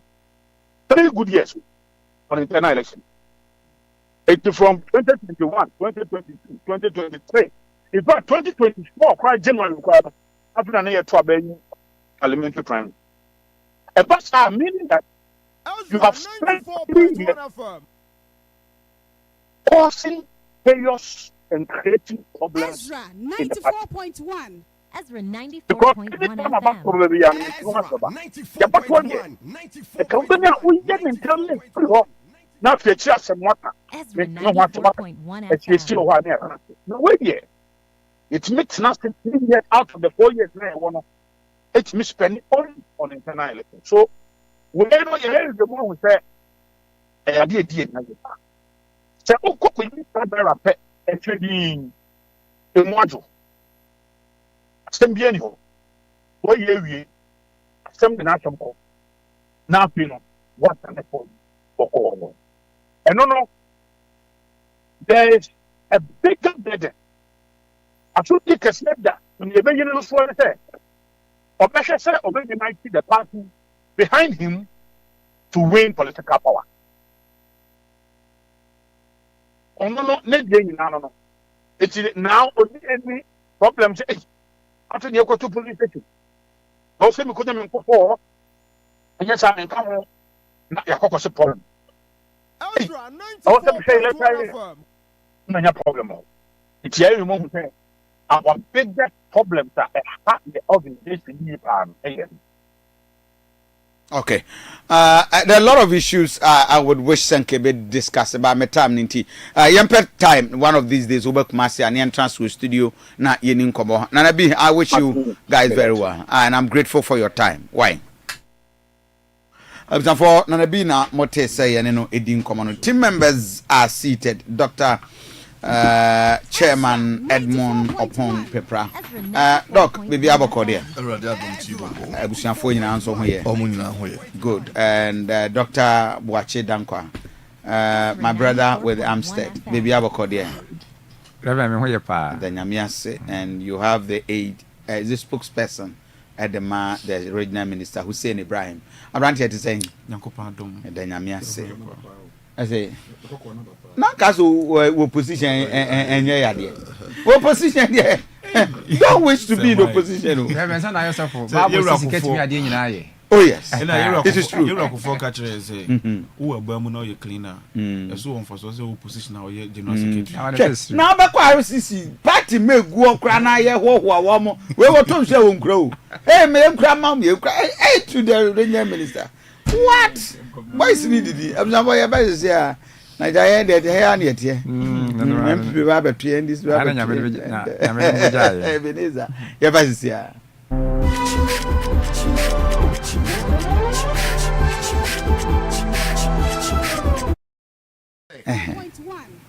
Our day is a blessing to us, but you don't know. Yeah.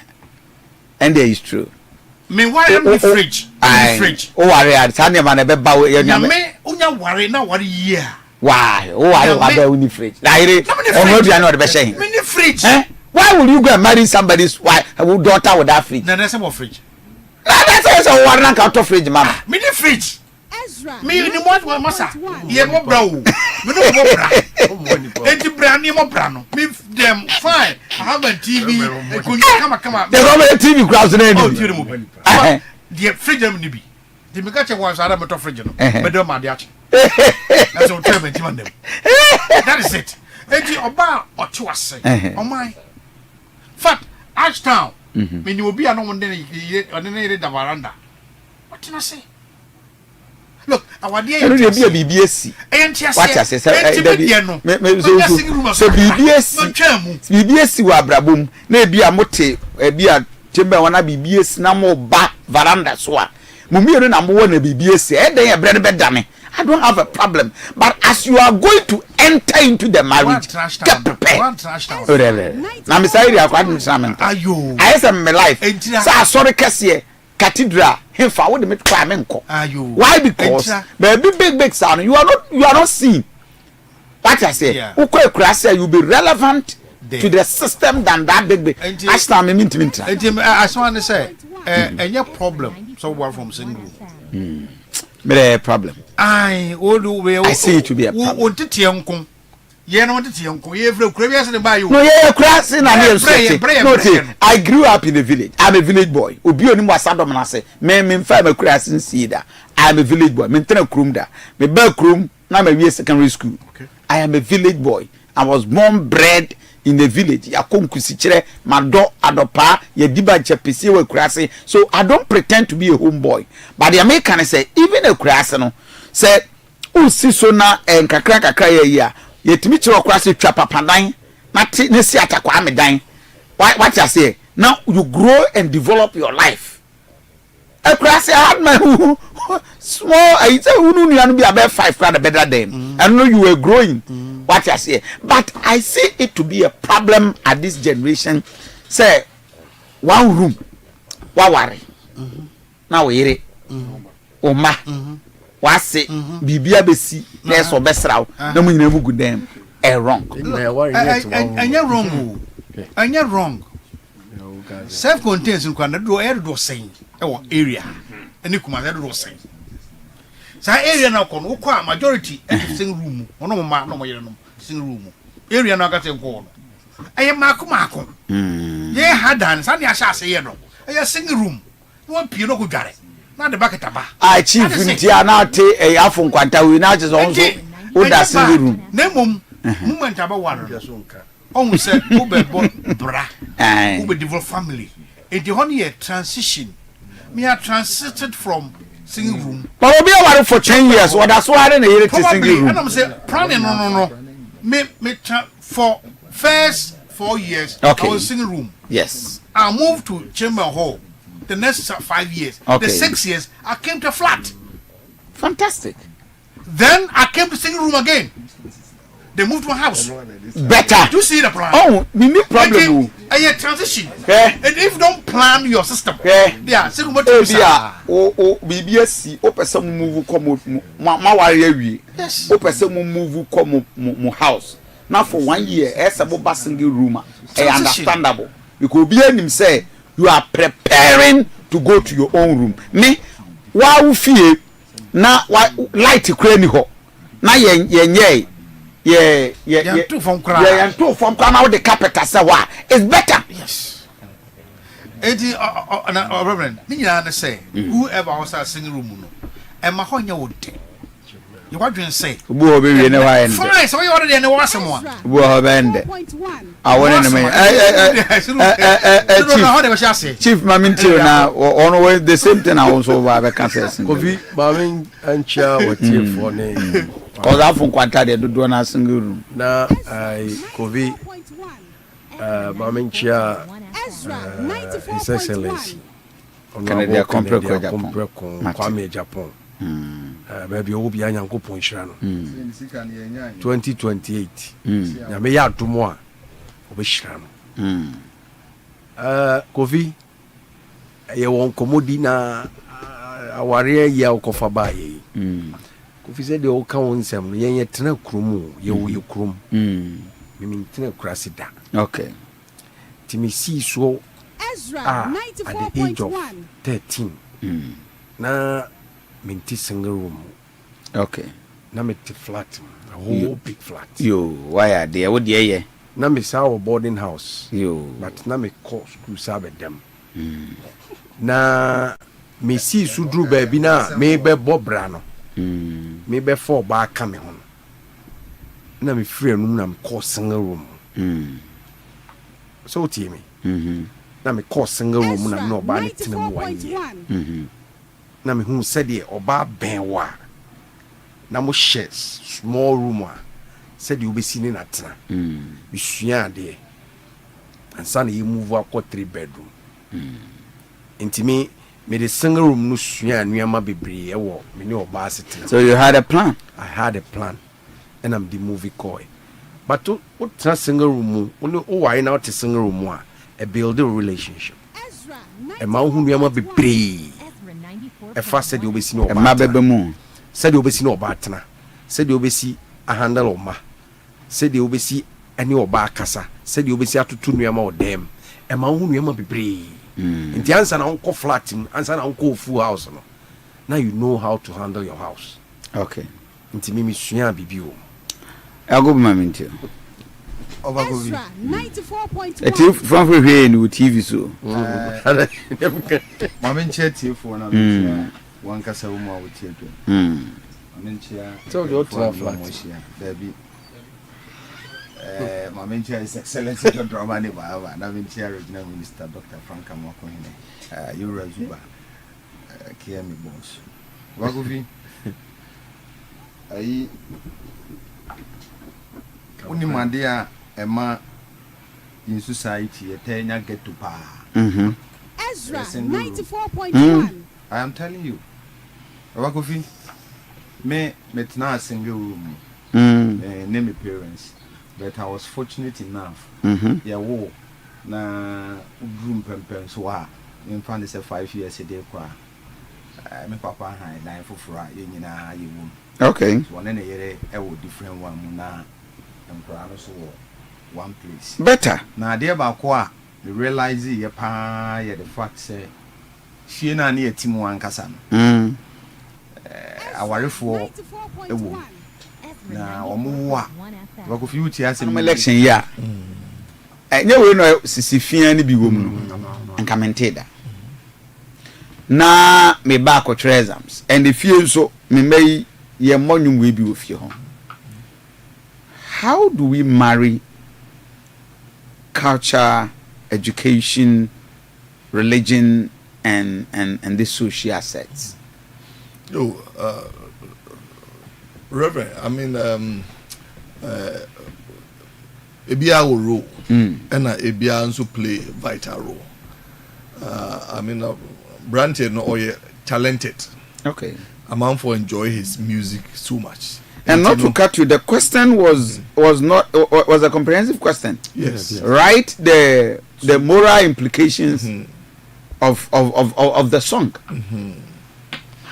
And you know, I mean, guy no, can Paluta no, you cannot take anything away from I mean from him.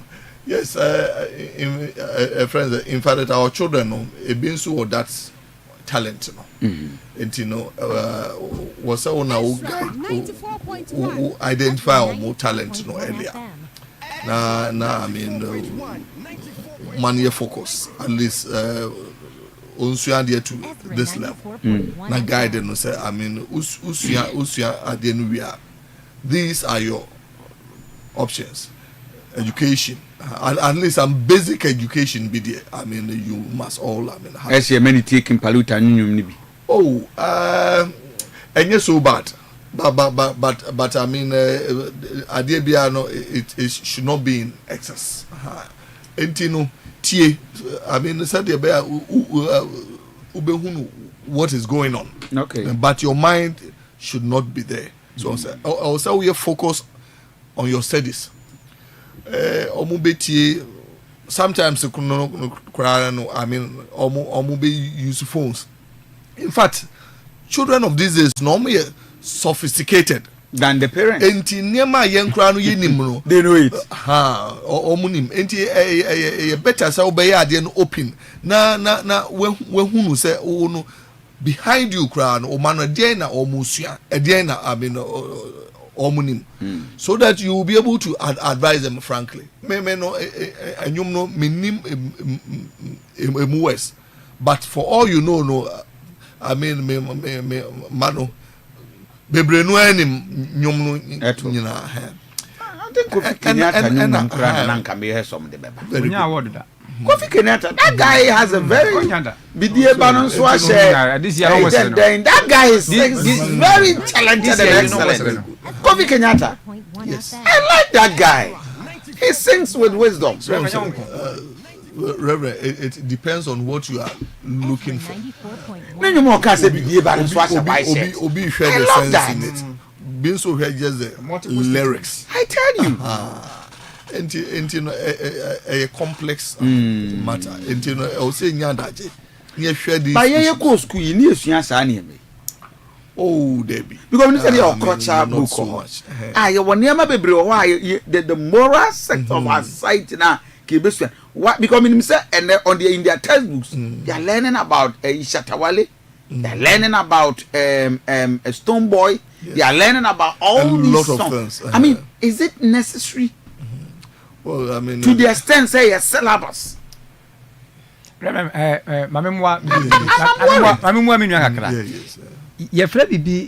generational system. Generation. The generation we have got into generation ye drew no omo de no me fans me no money doctor mo ye parents no ye ne mo ye nyini ba no ye betu daddy lumba ko dwantwi ayen so mo asem omo son yes esua na mpadu mu ni adem na ho enyo mo ya ye akokko cha ne ade ya culture ne tutu mo nyom what ase aha ne to nti ye imagine the culture and the current trend reverend me pacho me ye wire mfi say we see be a friend of secular word. Okay. Secular word. This word is not a religious word, you. Yeah. And your religion, a secular word. Secular word means that we do accept everything. You give me to over university, over university. Your mom admission letter now.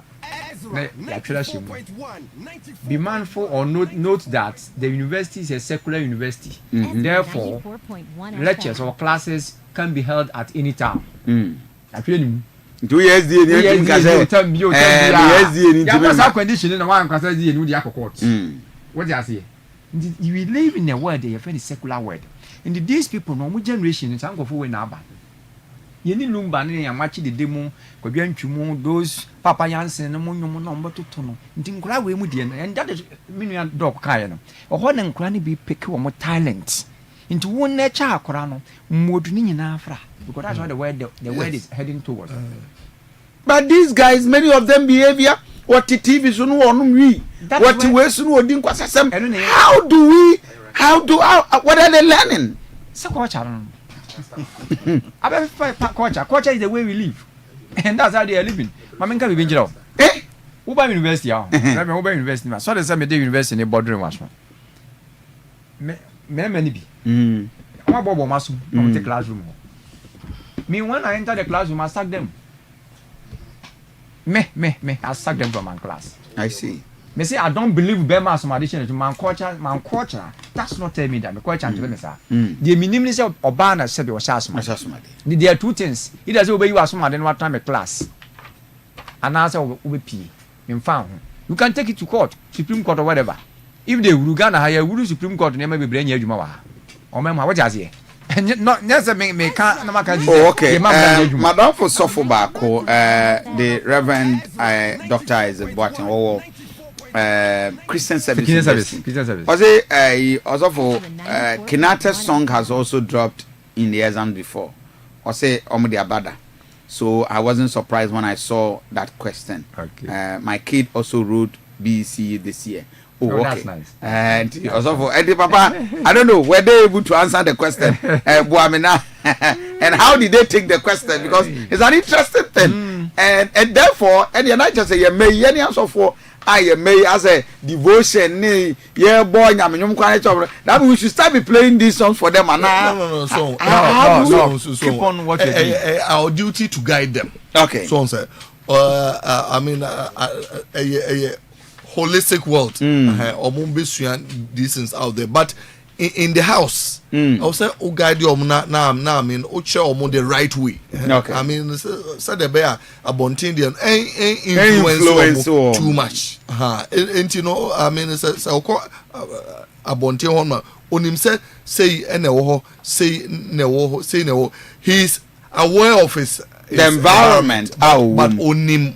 I see where he's coming from and then where he's going. Hussein, you are a young guy. We have to relook at our curriculum structure. Our curriculum structure, I disagree. Yes. Because traffic light in Kwemucha, in Kwanai didn't penny for them, the social media, the digital, the cinema. I think we can rather focus on these things. Have to look at it. But senior, ne book now book bako. One of the textbooks Libby. I was like, are we serious as a country? Shatawale no. What is this? What is this? Anyway, Hussein, you are a young guy. I think you we SS in Che. We SS somewhere 2017 seni enche 2017 that's an uncle for number so in fact meda wase na machia mikopan no machia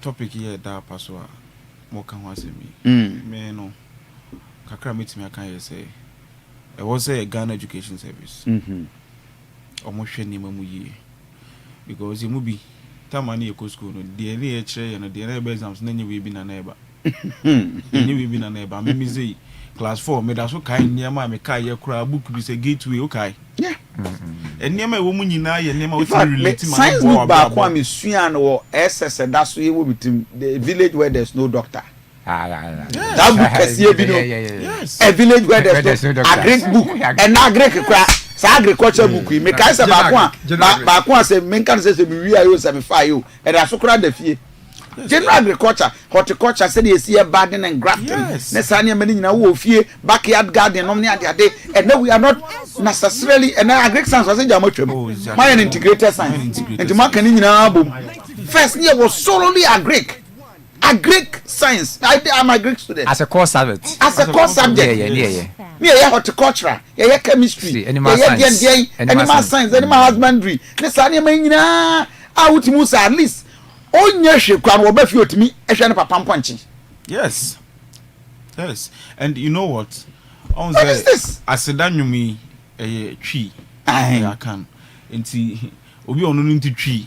Onti aka no so no. Obesi den why den. Wa answer. You see, me made the tree book. Tree befi. I mean, I'm here, my own. Yes. Tree no cromon. So I say, ena enyumuni bebre. Tree no woman to me kan. Enyumuni bebre na so where yakutia. Obi abonyuma tia no so me so yes some friends said this so said. Nya na shira me. Ashiwo. Na more implication no. Me tree man o. There. What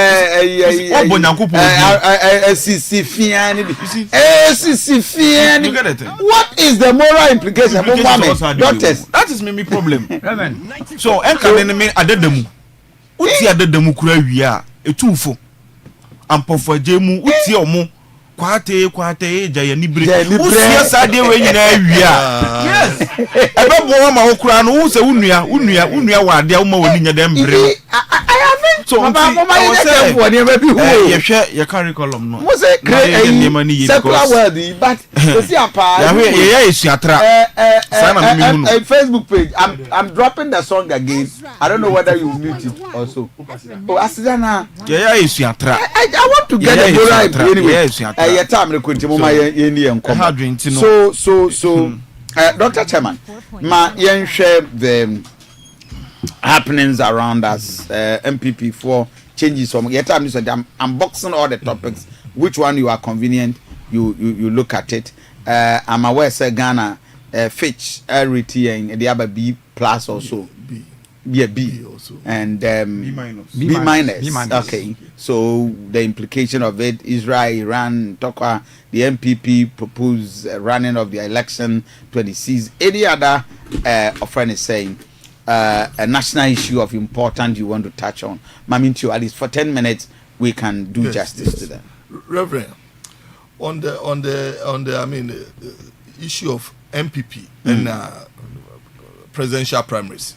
And breaking news no breaking na John be say 11 or so I mean around 10 and then and then you know and I topic yes is reading pa issue pa na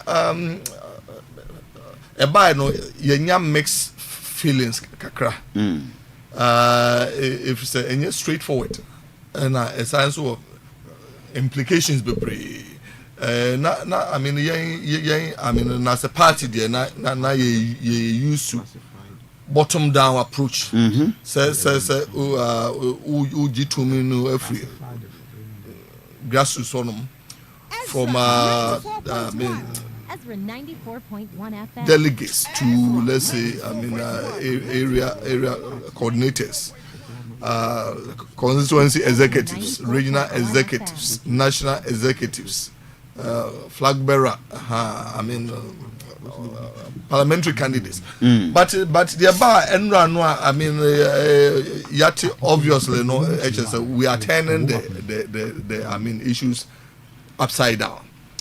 Now who here Frisa ebe have or I mean impact yempu on set 2028 you know MPP be winning and answer I mean MPP and win you know me and fight issue no very serious now minim and I was not privileged enough to be I mean at the meeting and you know I can't say ABI we ne komu and I say we ne komu and I say we ne komu. Fine. I mean party no share a meeting at the near Massa to Abontia. We are all enjoying to I mean abide by. So, I mean so we will abide by it. But there are disagreements. It appears so time no a little too short. In fact, I mean, executives no abom ho modern say omo be explaining bibia. Name say already behind her.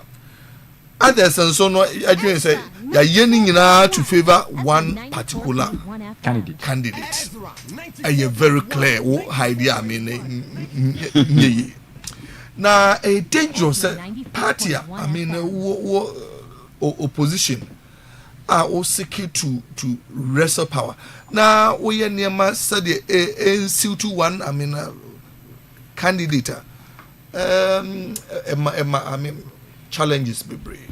First so we try anya ebe compromise unity. Secondly ebe compromise pluralism. So omune no ekono.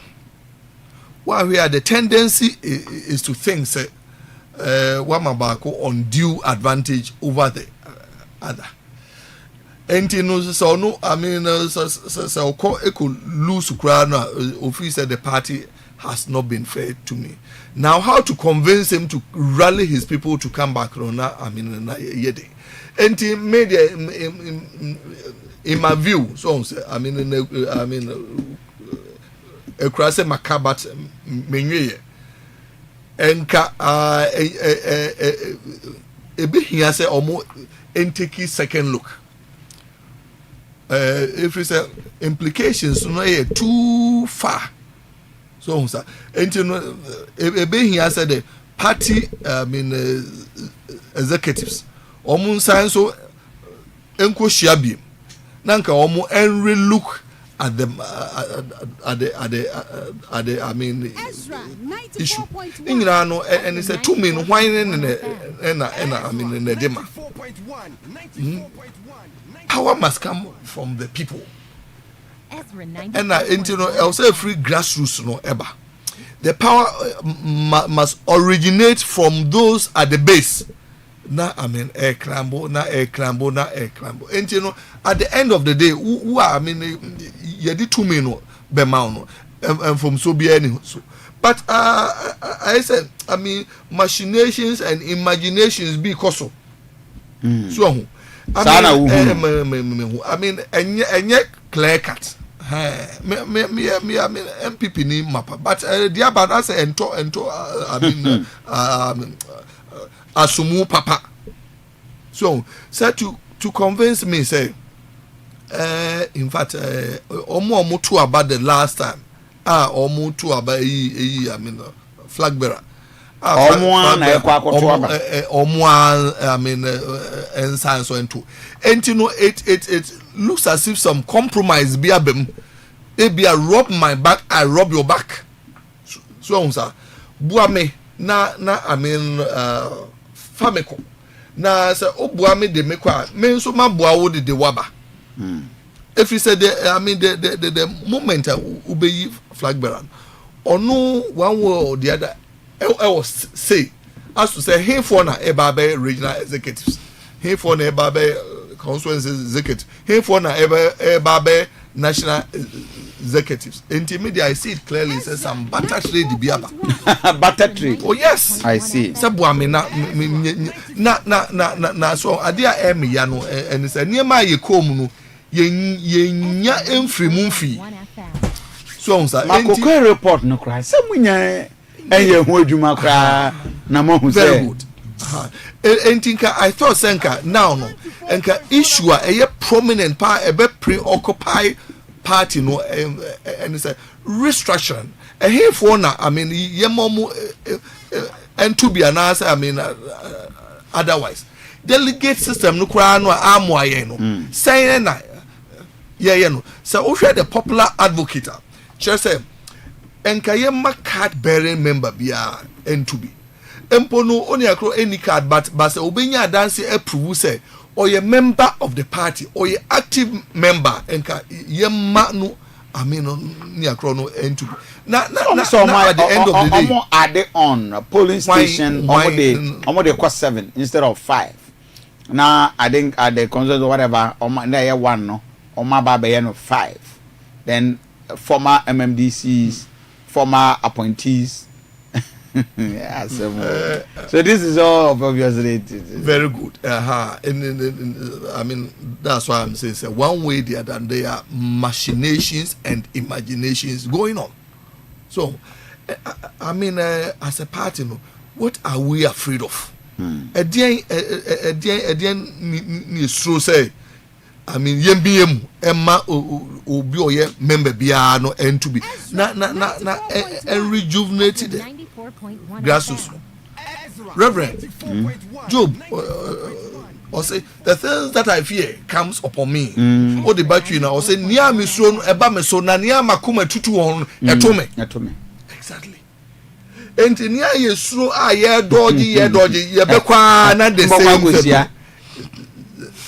na adenti na yemma niemem enye fine adenti na yemma the voice of the people no and work na free grassroots na whoever wins no fine so media I believe say young go back you go through the friends polling station there no na answer na hono kra no yemiemu na enye say we akwakoji fridge we akwakoji TV we akwakoji 7,000 alleged amana na kwakoto no say ni say esa na ma party no nye attractive na mom yenko base no yenka say wo party card ebia okay me fanka ebia we trade deals at least the last 4 months na another unicard kra no enipa MPP for mienu miensa a omoti area ho no betimi edi adanse say oni omo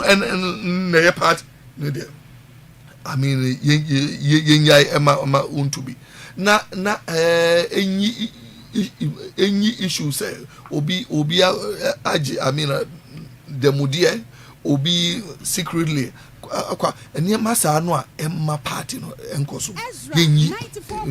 These are the things that should occupy us I mean as a party as but a party. Reverend, yeah I mean surprisingly no yako I mean akwa meeting say na why na epe to me obe adopt top down approach and not bottom up approach na to me no for hodom na I mean in free ba to me no why na I mean yeah German okay definitely and you know I think it's a young go back now on the issue of the of I mean Fitch yeah I mean your groups miensa or mudimpa yeah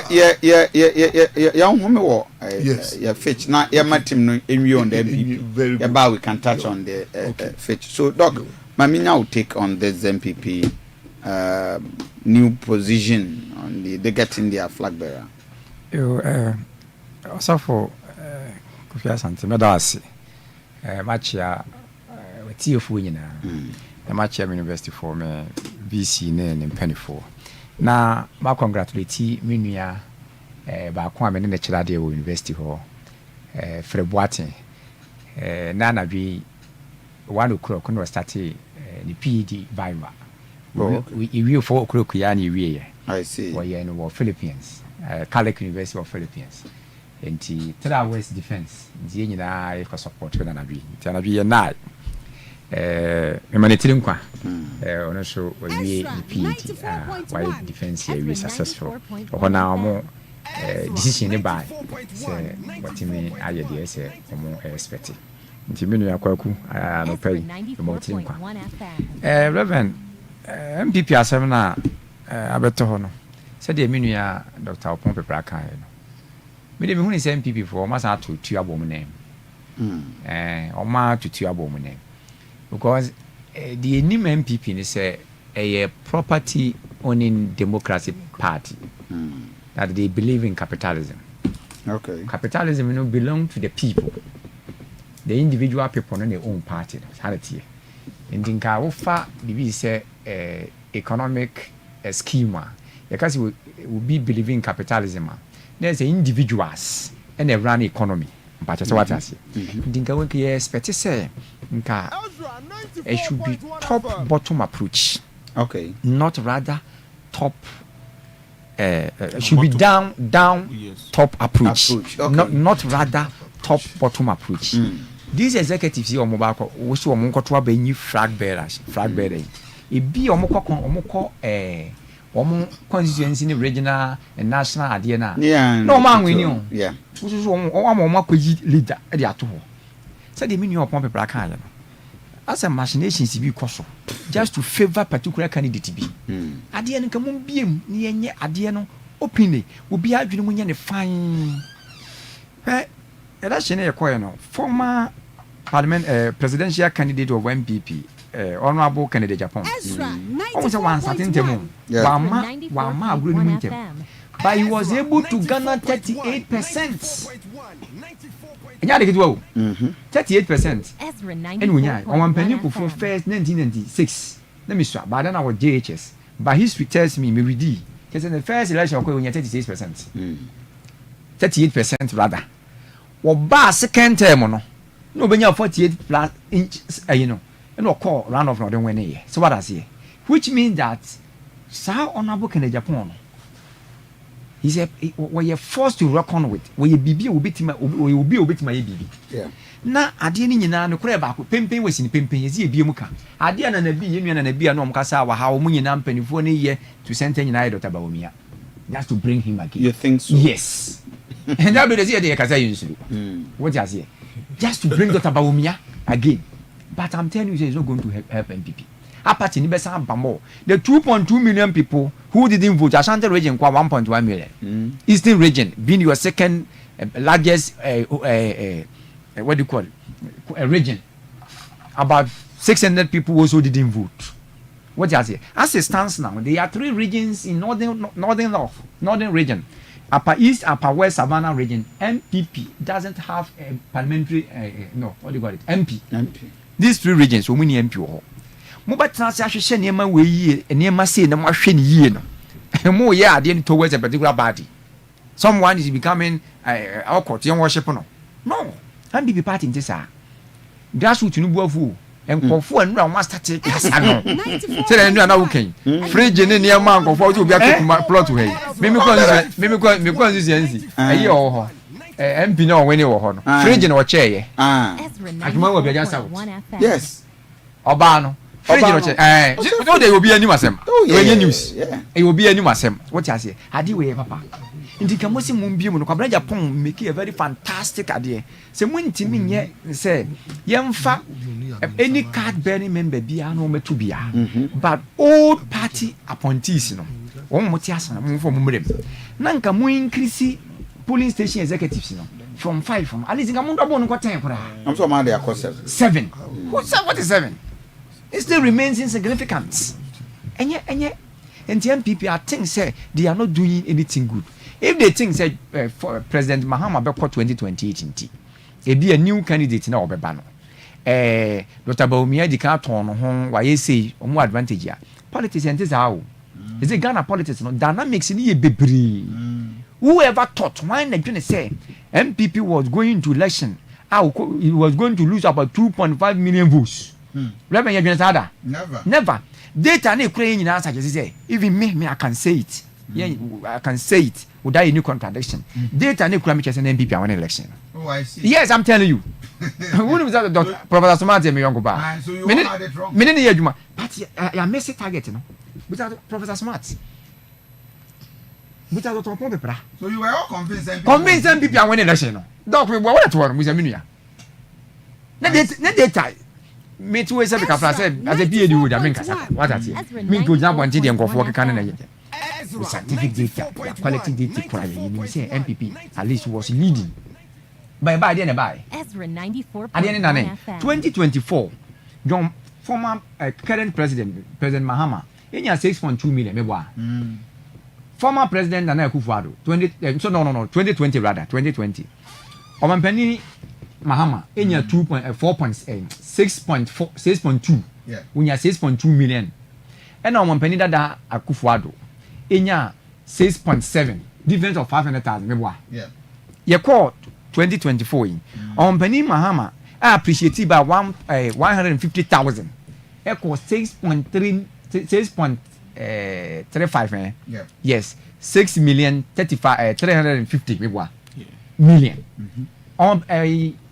MPP flag bearer and table say it's not 4.7 what do you say what would dynamics do thinking say the MPP 6.7 and now dunya 2020 away and say and diminish ayira na mo what mwanya saade we mo hu saade we say na mo be bia de ni mo obi ati mo ne fine mo wie na se wono na be wani a na obi hu say there's a clean contest ade ni mu da ho just not to favor anyone we in June most of coalition in December January 31st just 7 months 6 months what you say obi am fan prepare because already you think say a particular candidate a certain candidate when he can turn ho awie ntino he can make him rule what you say enye MPP in fact sempanifo ni betima sensia no ma consider ade ni biema nke bebo wo mankata because wo wie na me ade ni wa mie mu ama me nko me de ese me hwehwe de na me hwehwe me nsa nka ana say we dey na me pese me hu no me hu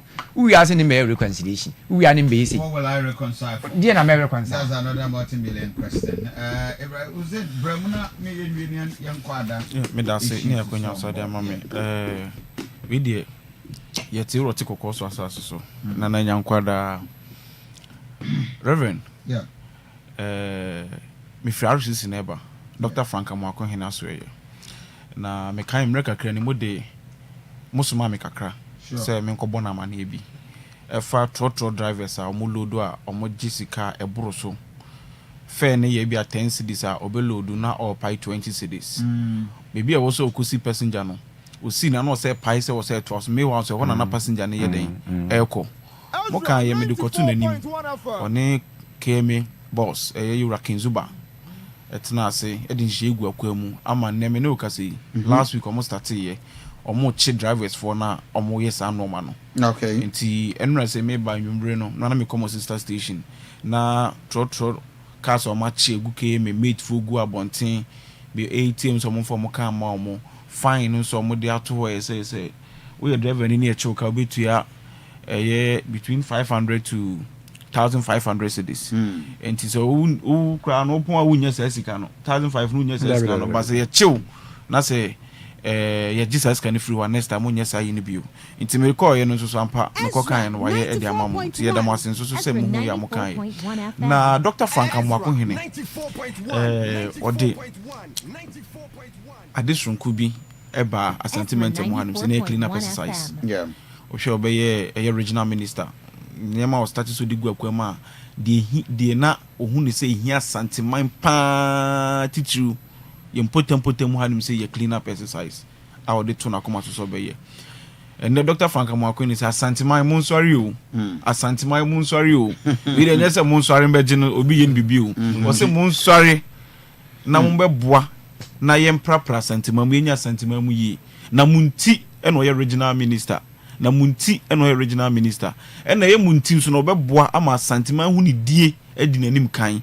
ti nyame adoma Sunday we a anopa sharp 6 e wo se nyina yehia na ye prapra santima ntemu ha district bia be ye ne de ne nyakopan ya adom ye yi eye MMDCs no bebre na sure yes enti no esa confirm omo make sure say they will superhead omo constituency omo district ama eye clean up exercise na eden akoso yi ewo honom so nti ene amanebo a medebo asanteman na ye nyina so ye nye ready ne ntwense bitima abo ama ahunidi na CPS ta Reverend you know MPP omo asemide jamide committee baby na mitwi bonko mitwi bonto yo ma bo ano wanke ni kwan sem eden me kabi na mum eyoman ne nyina chichire sa looming danger ebe say ya hweyi na say ya nso ano a ye kabi maminka no ebeto sini kakra you know me the case of democracy whereby the wishes and the aspiration of the people are being taken into consideration but that's the MPP for you omu democracy is whereby some parochial interest members wishes and aspirations are being taken into consideration said they make out here me the member try ntu omofo omu ompanifo a omutu omofo na se yutufu na se wanti a asemba wa na obeden obehu kwa befa so wa asema no Ghana fo ye obi e fe electoral college no omu yi omu no ma represent grassroots na yi omu no ma represent grassroots ndi ato aba e de yi eye flag bearer ye wi a ye flag bearer na wi no na wa lead animu di akọ elections either obe win and obe lose but the MPP force there be ye best start here free soro honom ye be to aba na free soro honom ye to aba na yi flag bearer ni wi ansa na ye ba be yi electoral colleges no which is polling stations and conform beto isin me hu ni say enya ade e be boa Ghana ye democracy enti me say MPP for democracy na ye bo ho ba menye watimi wakame a mo ye no democracy no ene ye bon ho ban ene se we anti ase a wo kai so mo anka so mo internal elections ye pan kofu ani alan camp ye pa obi ani na de amu ye na se nyame amboa na se eja ekotra ni pai na kofa asem foforo ba ebe ha o man Ghana enti esere o mo ɛna deɛ ɔmo yɛ nso no ɛyɛ threat to your security. Yes, the reason why I make a threat to your security, Ghana security. The entire maker say threat to Ghana security near say tension ne kosoro. Tension no kosoro. And Dalan camp a Kennedy camp. O TTM no be bronye na o kasene ni abre. O chobe ho subempa no o kasene ni abre. E the tension e de ehunahuna ehu aba oman mu. Amande make my catch us MPP for you the threat aba ye security system mu. Enti mesrɛ omo ani die mu omo yire omo ho na omo nye niye na emboa ye okay na empenifo ka asem bi sɛ wo ya abofra na okofa panyini che ehya ekata wani okay sɛ ekata wani so hu kwan MPP for mu hweye thank you na right episode for Siemens Vital Heba Mr and Capsule say men kan chro say bomodin a say obitimi abaye na so ye be ma waye mbre ewo mpem bomodin se ubetimi nso ababeji edu papa oba ubunsa ne fie jadum low libido onkwamwa no wo form matenka e wo form mobade nanom Siemens Vital Heba Mr and Capsules your number is 0240 616 061 0240 616 061 the patrol Jollof King Restaurants there was special jollof fire there akoko yeah the gizzard that you be sansuna sausage aponchinam jollof auto party ubi di the birthday special day biano corporate agencies weddings bobody na for each jollof king na yenyane kama enfama and pay you delivery across baby numbers na ofra you bit me dia ba ye wo eye crew from aye duase tafu book room ya bebre your number no with my friend 0248 552471 0248 552471 what the offer baby ben wo no na direct na wetimi Jollof King restaurants bra na ya ma oduane papa because in the next just few minutes me dame ho aba ya ba na ya the last round of the discussion no atwa so just a quick commercial break. I will be back.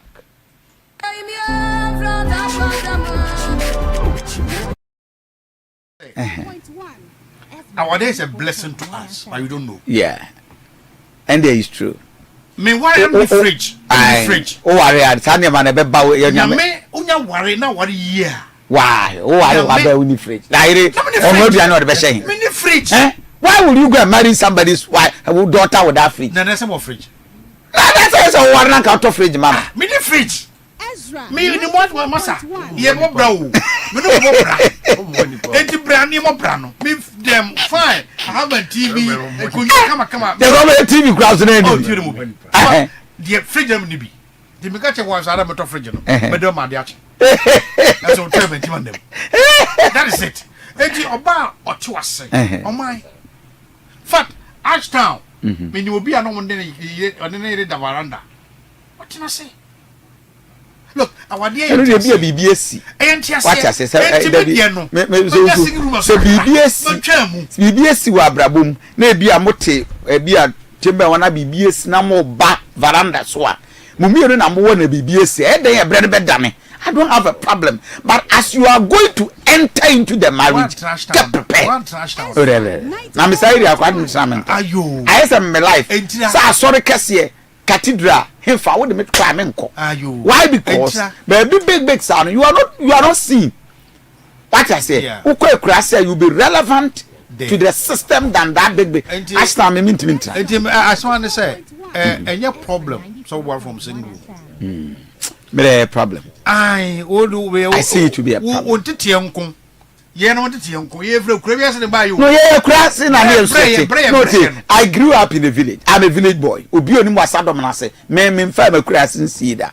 I am a village boy. Me tena krum da. Me ba krum na me secondary school. Okay. I am a village boy. I was born bred in the village. Ya konkusi kire mado adopa ye diba chepisi we crassing. So I don't pretend to be a homeboy.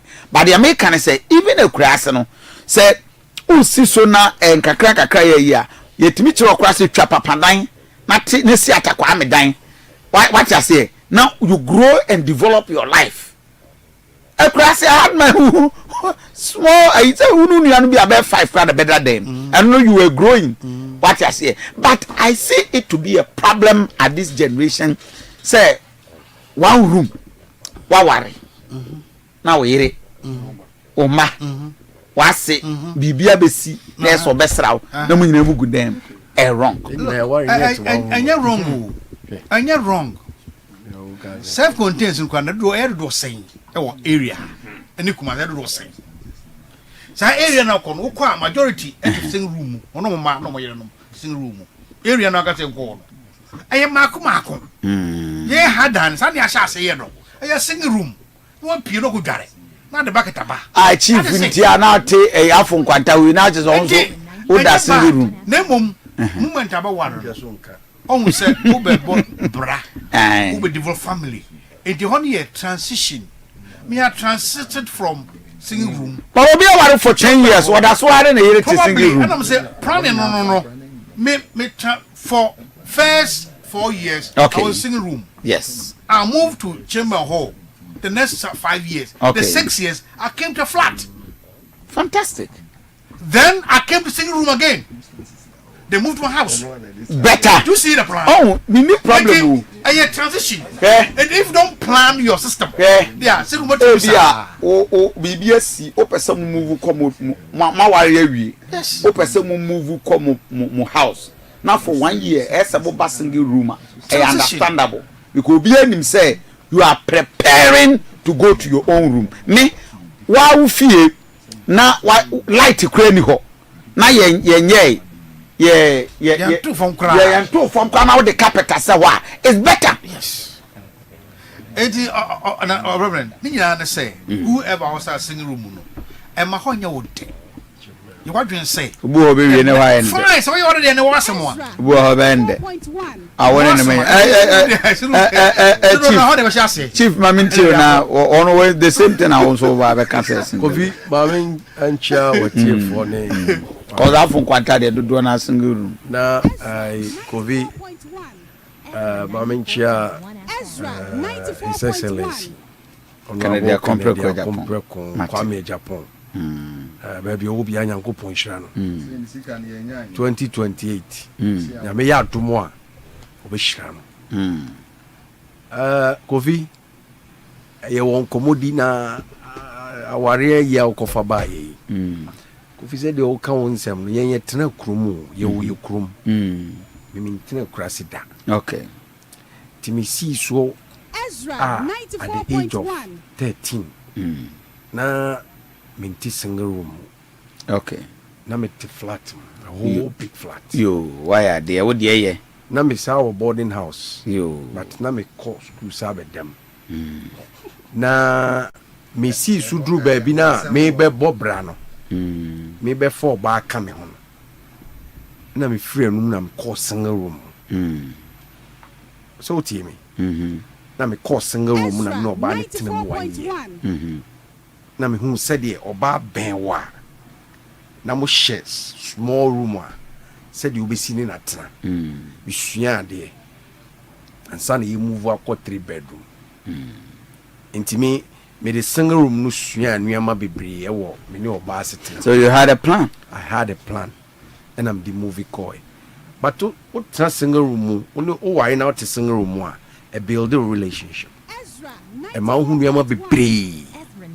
E fa said you be seen oba. E ma bebe mu. Said you be seen oba tena. Said you be see a handle oma. Said you be see any oba kasa. Said you be see atutu nuama o dem. E ma hu nuama bebre. Inti answer na unko flat, answer na unko full house no. Now you know how to handle your house. Okay. Inti mimi sua bibi o. I go Maminti. Ezra 94.1. A TV from here no TV so. Maminti TV na one kasa wo ma wo tie do. Maminti so you to flat baby. Maminti is excellent in drama ni ba. Maminti regional minister Dr. Frank Amoko hine. You Razuba. KM boss. Wagovi. Ayi Uni mandia ema in society etenya get to pa. Ezra 94.1. I am telling you. Wagovi me metna single room. name parents. But I was fortunate. And when you problem, they are not any feeling on. Let me young friend on to the young baby can cram for you see no. Whom says the issue not as a typical. The last time the catcher has a dear name be a tempora. I did not a typical. I don't pay me when I meet you. Israel Iran tension. I just my bow. Israel, but you know, a baby do 11. Is it 12.2? So, I don't pay me share forest. Ezra 94.1. Ezra 94.1 forest FM. Oh, okay. Monday the night 13. Yeah. I'm about 12.2. But Bank of Ghana, so that's why that 10 point. Bank of Ghana, that's another thing. Another thing. Okay. Bank of Ghana. We see from my name is from Sanity. What is it? But Nina free Iran. They say Iran, yeah, dear, Israel, dear, no, and Topano, in this idea neighbor. Mind you, say Iran is the 7th biggest producer of oil in the world. Okay. Iran. It is 7th. US is the first. Saudi Arabia, Russia, China, Canada, Iraq, Iran. What is it? 7th biggest. 7th biggest. One in the supply China. Okay. As it stands, the biggest economy in the world, China. Ezra Let me say second 94.1 because FM. US still win. So US in the China ones are easy. We take and we are. You see, we supply 1.5 between 1.5 and 2 million barrels a day to China, Iran. Now the second biggest economy in the world, I will be a soprano.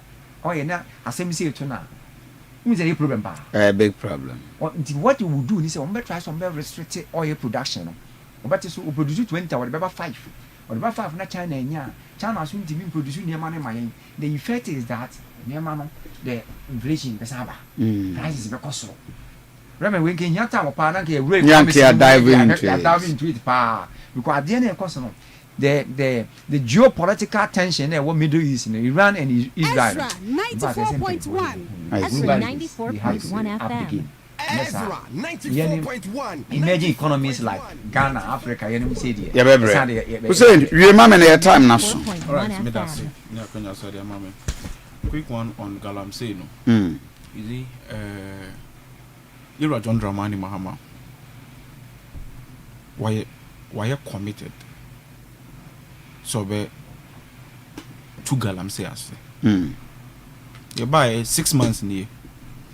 Enema we bring o e dia gu akwam nyame aya dom aboa ama yeyi saa Galamsey yesi efri baby a almost in so nsase me know what hanim say out of 9 forest reserves na omugum omo say na ndabadara no and the yetima agimu be 7 at the same time me pacho me ba yetima agimu be 7 Number 7 they started so much 7 good. But they are staying there. Me no kasa yi. Me no kasa sisi. Die na ma ha aban bia or fight Galamsey. Tracking of the excavator ye ne dia. Enti say aban no o kan say before catch say Galamsey headquarters or Jubilee House. A professor from Pomboatin do catch ye no. Enti Era Mahama say Galamsey or Jubilee House there. You see Jubilee House ne Whisker. And what to excavators ne madema Galamsey some of Galamsey enti enne Yewura Mahama de awaye ne say excavator bia ba bedu Ghana bia no ye be license ye license e be track excavator no to be a do concession amount enti never say studio ha ena ya track excavator say fabra ha na be ya adwuma wa ha se ne wo ba ha nim say na so we excavator ne the free studio ha e de ko abontia ebedum. Okay, it's unfortunate the time is up and we will have to wrap up and take our birthday wishes. Madam Patience Wood, administrator match Makwa SHS. And your birthday, happy birthday to you. Patience.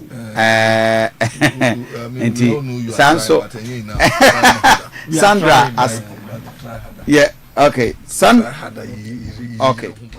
Sandra Asamoah from your sister Barbara always show happy birthday and your birthday Sansona Sandy Dusty team 23 family. Hey, I see Sandy Dusty and your birthday happy birthday. Nina is a mic production. Say, oh, okay. Team 23. Oh, okay. Oh, I see. Sandy Dusty. Moses Sana, we quite that so that but there be no. Madam Comfort Ajimai, a teacher at Ntonso DA from 23 UCC course mate members and Mr. and Mrs. Richard Mensa, I wish you happy birthday. Belinda Safo from Dufie, and your birthday, Belinda. A happy birthday to you. Rismond Wachiwa, mother of Ezra, Adum Achadie, winner, Lizzie, Owoshe, Rismond Wachiwa, a happy birthday. Mama, and your birthday, Rismond Wachiwa, Obana Iwini, a year, Ezra Machadie, Lizzie, I wish you happy birthday. A very nice woman. Okay. Bright Kwabna Ennin. And your birthday from Christiana and Roberta. I wish you happy birthday. And of course, Gloria Sewa from Pong, and your birthday. Happy birthday to you, baby girl. Enjoy your day and have fun. Desmond of South Africa, I wish you happy birthday. And of course, Mrs. Queensta Ofori, and your birthday. Happy birthday to you. Rich Love Ajimai Josheba from Prince, father, and Nashenta, mother of Inehini, Eweshom Babe, Rich Love Ajimai, happy birthday. On that note, the award winning DJ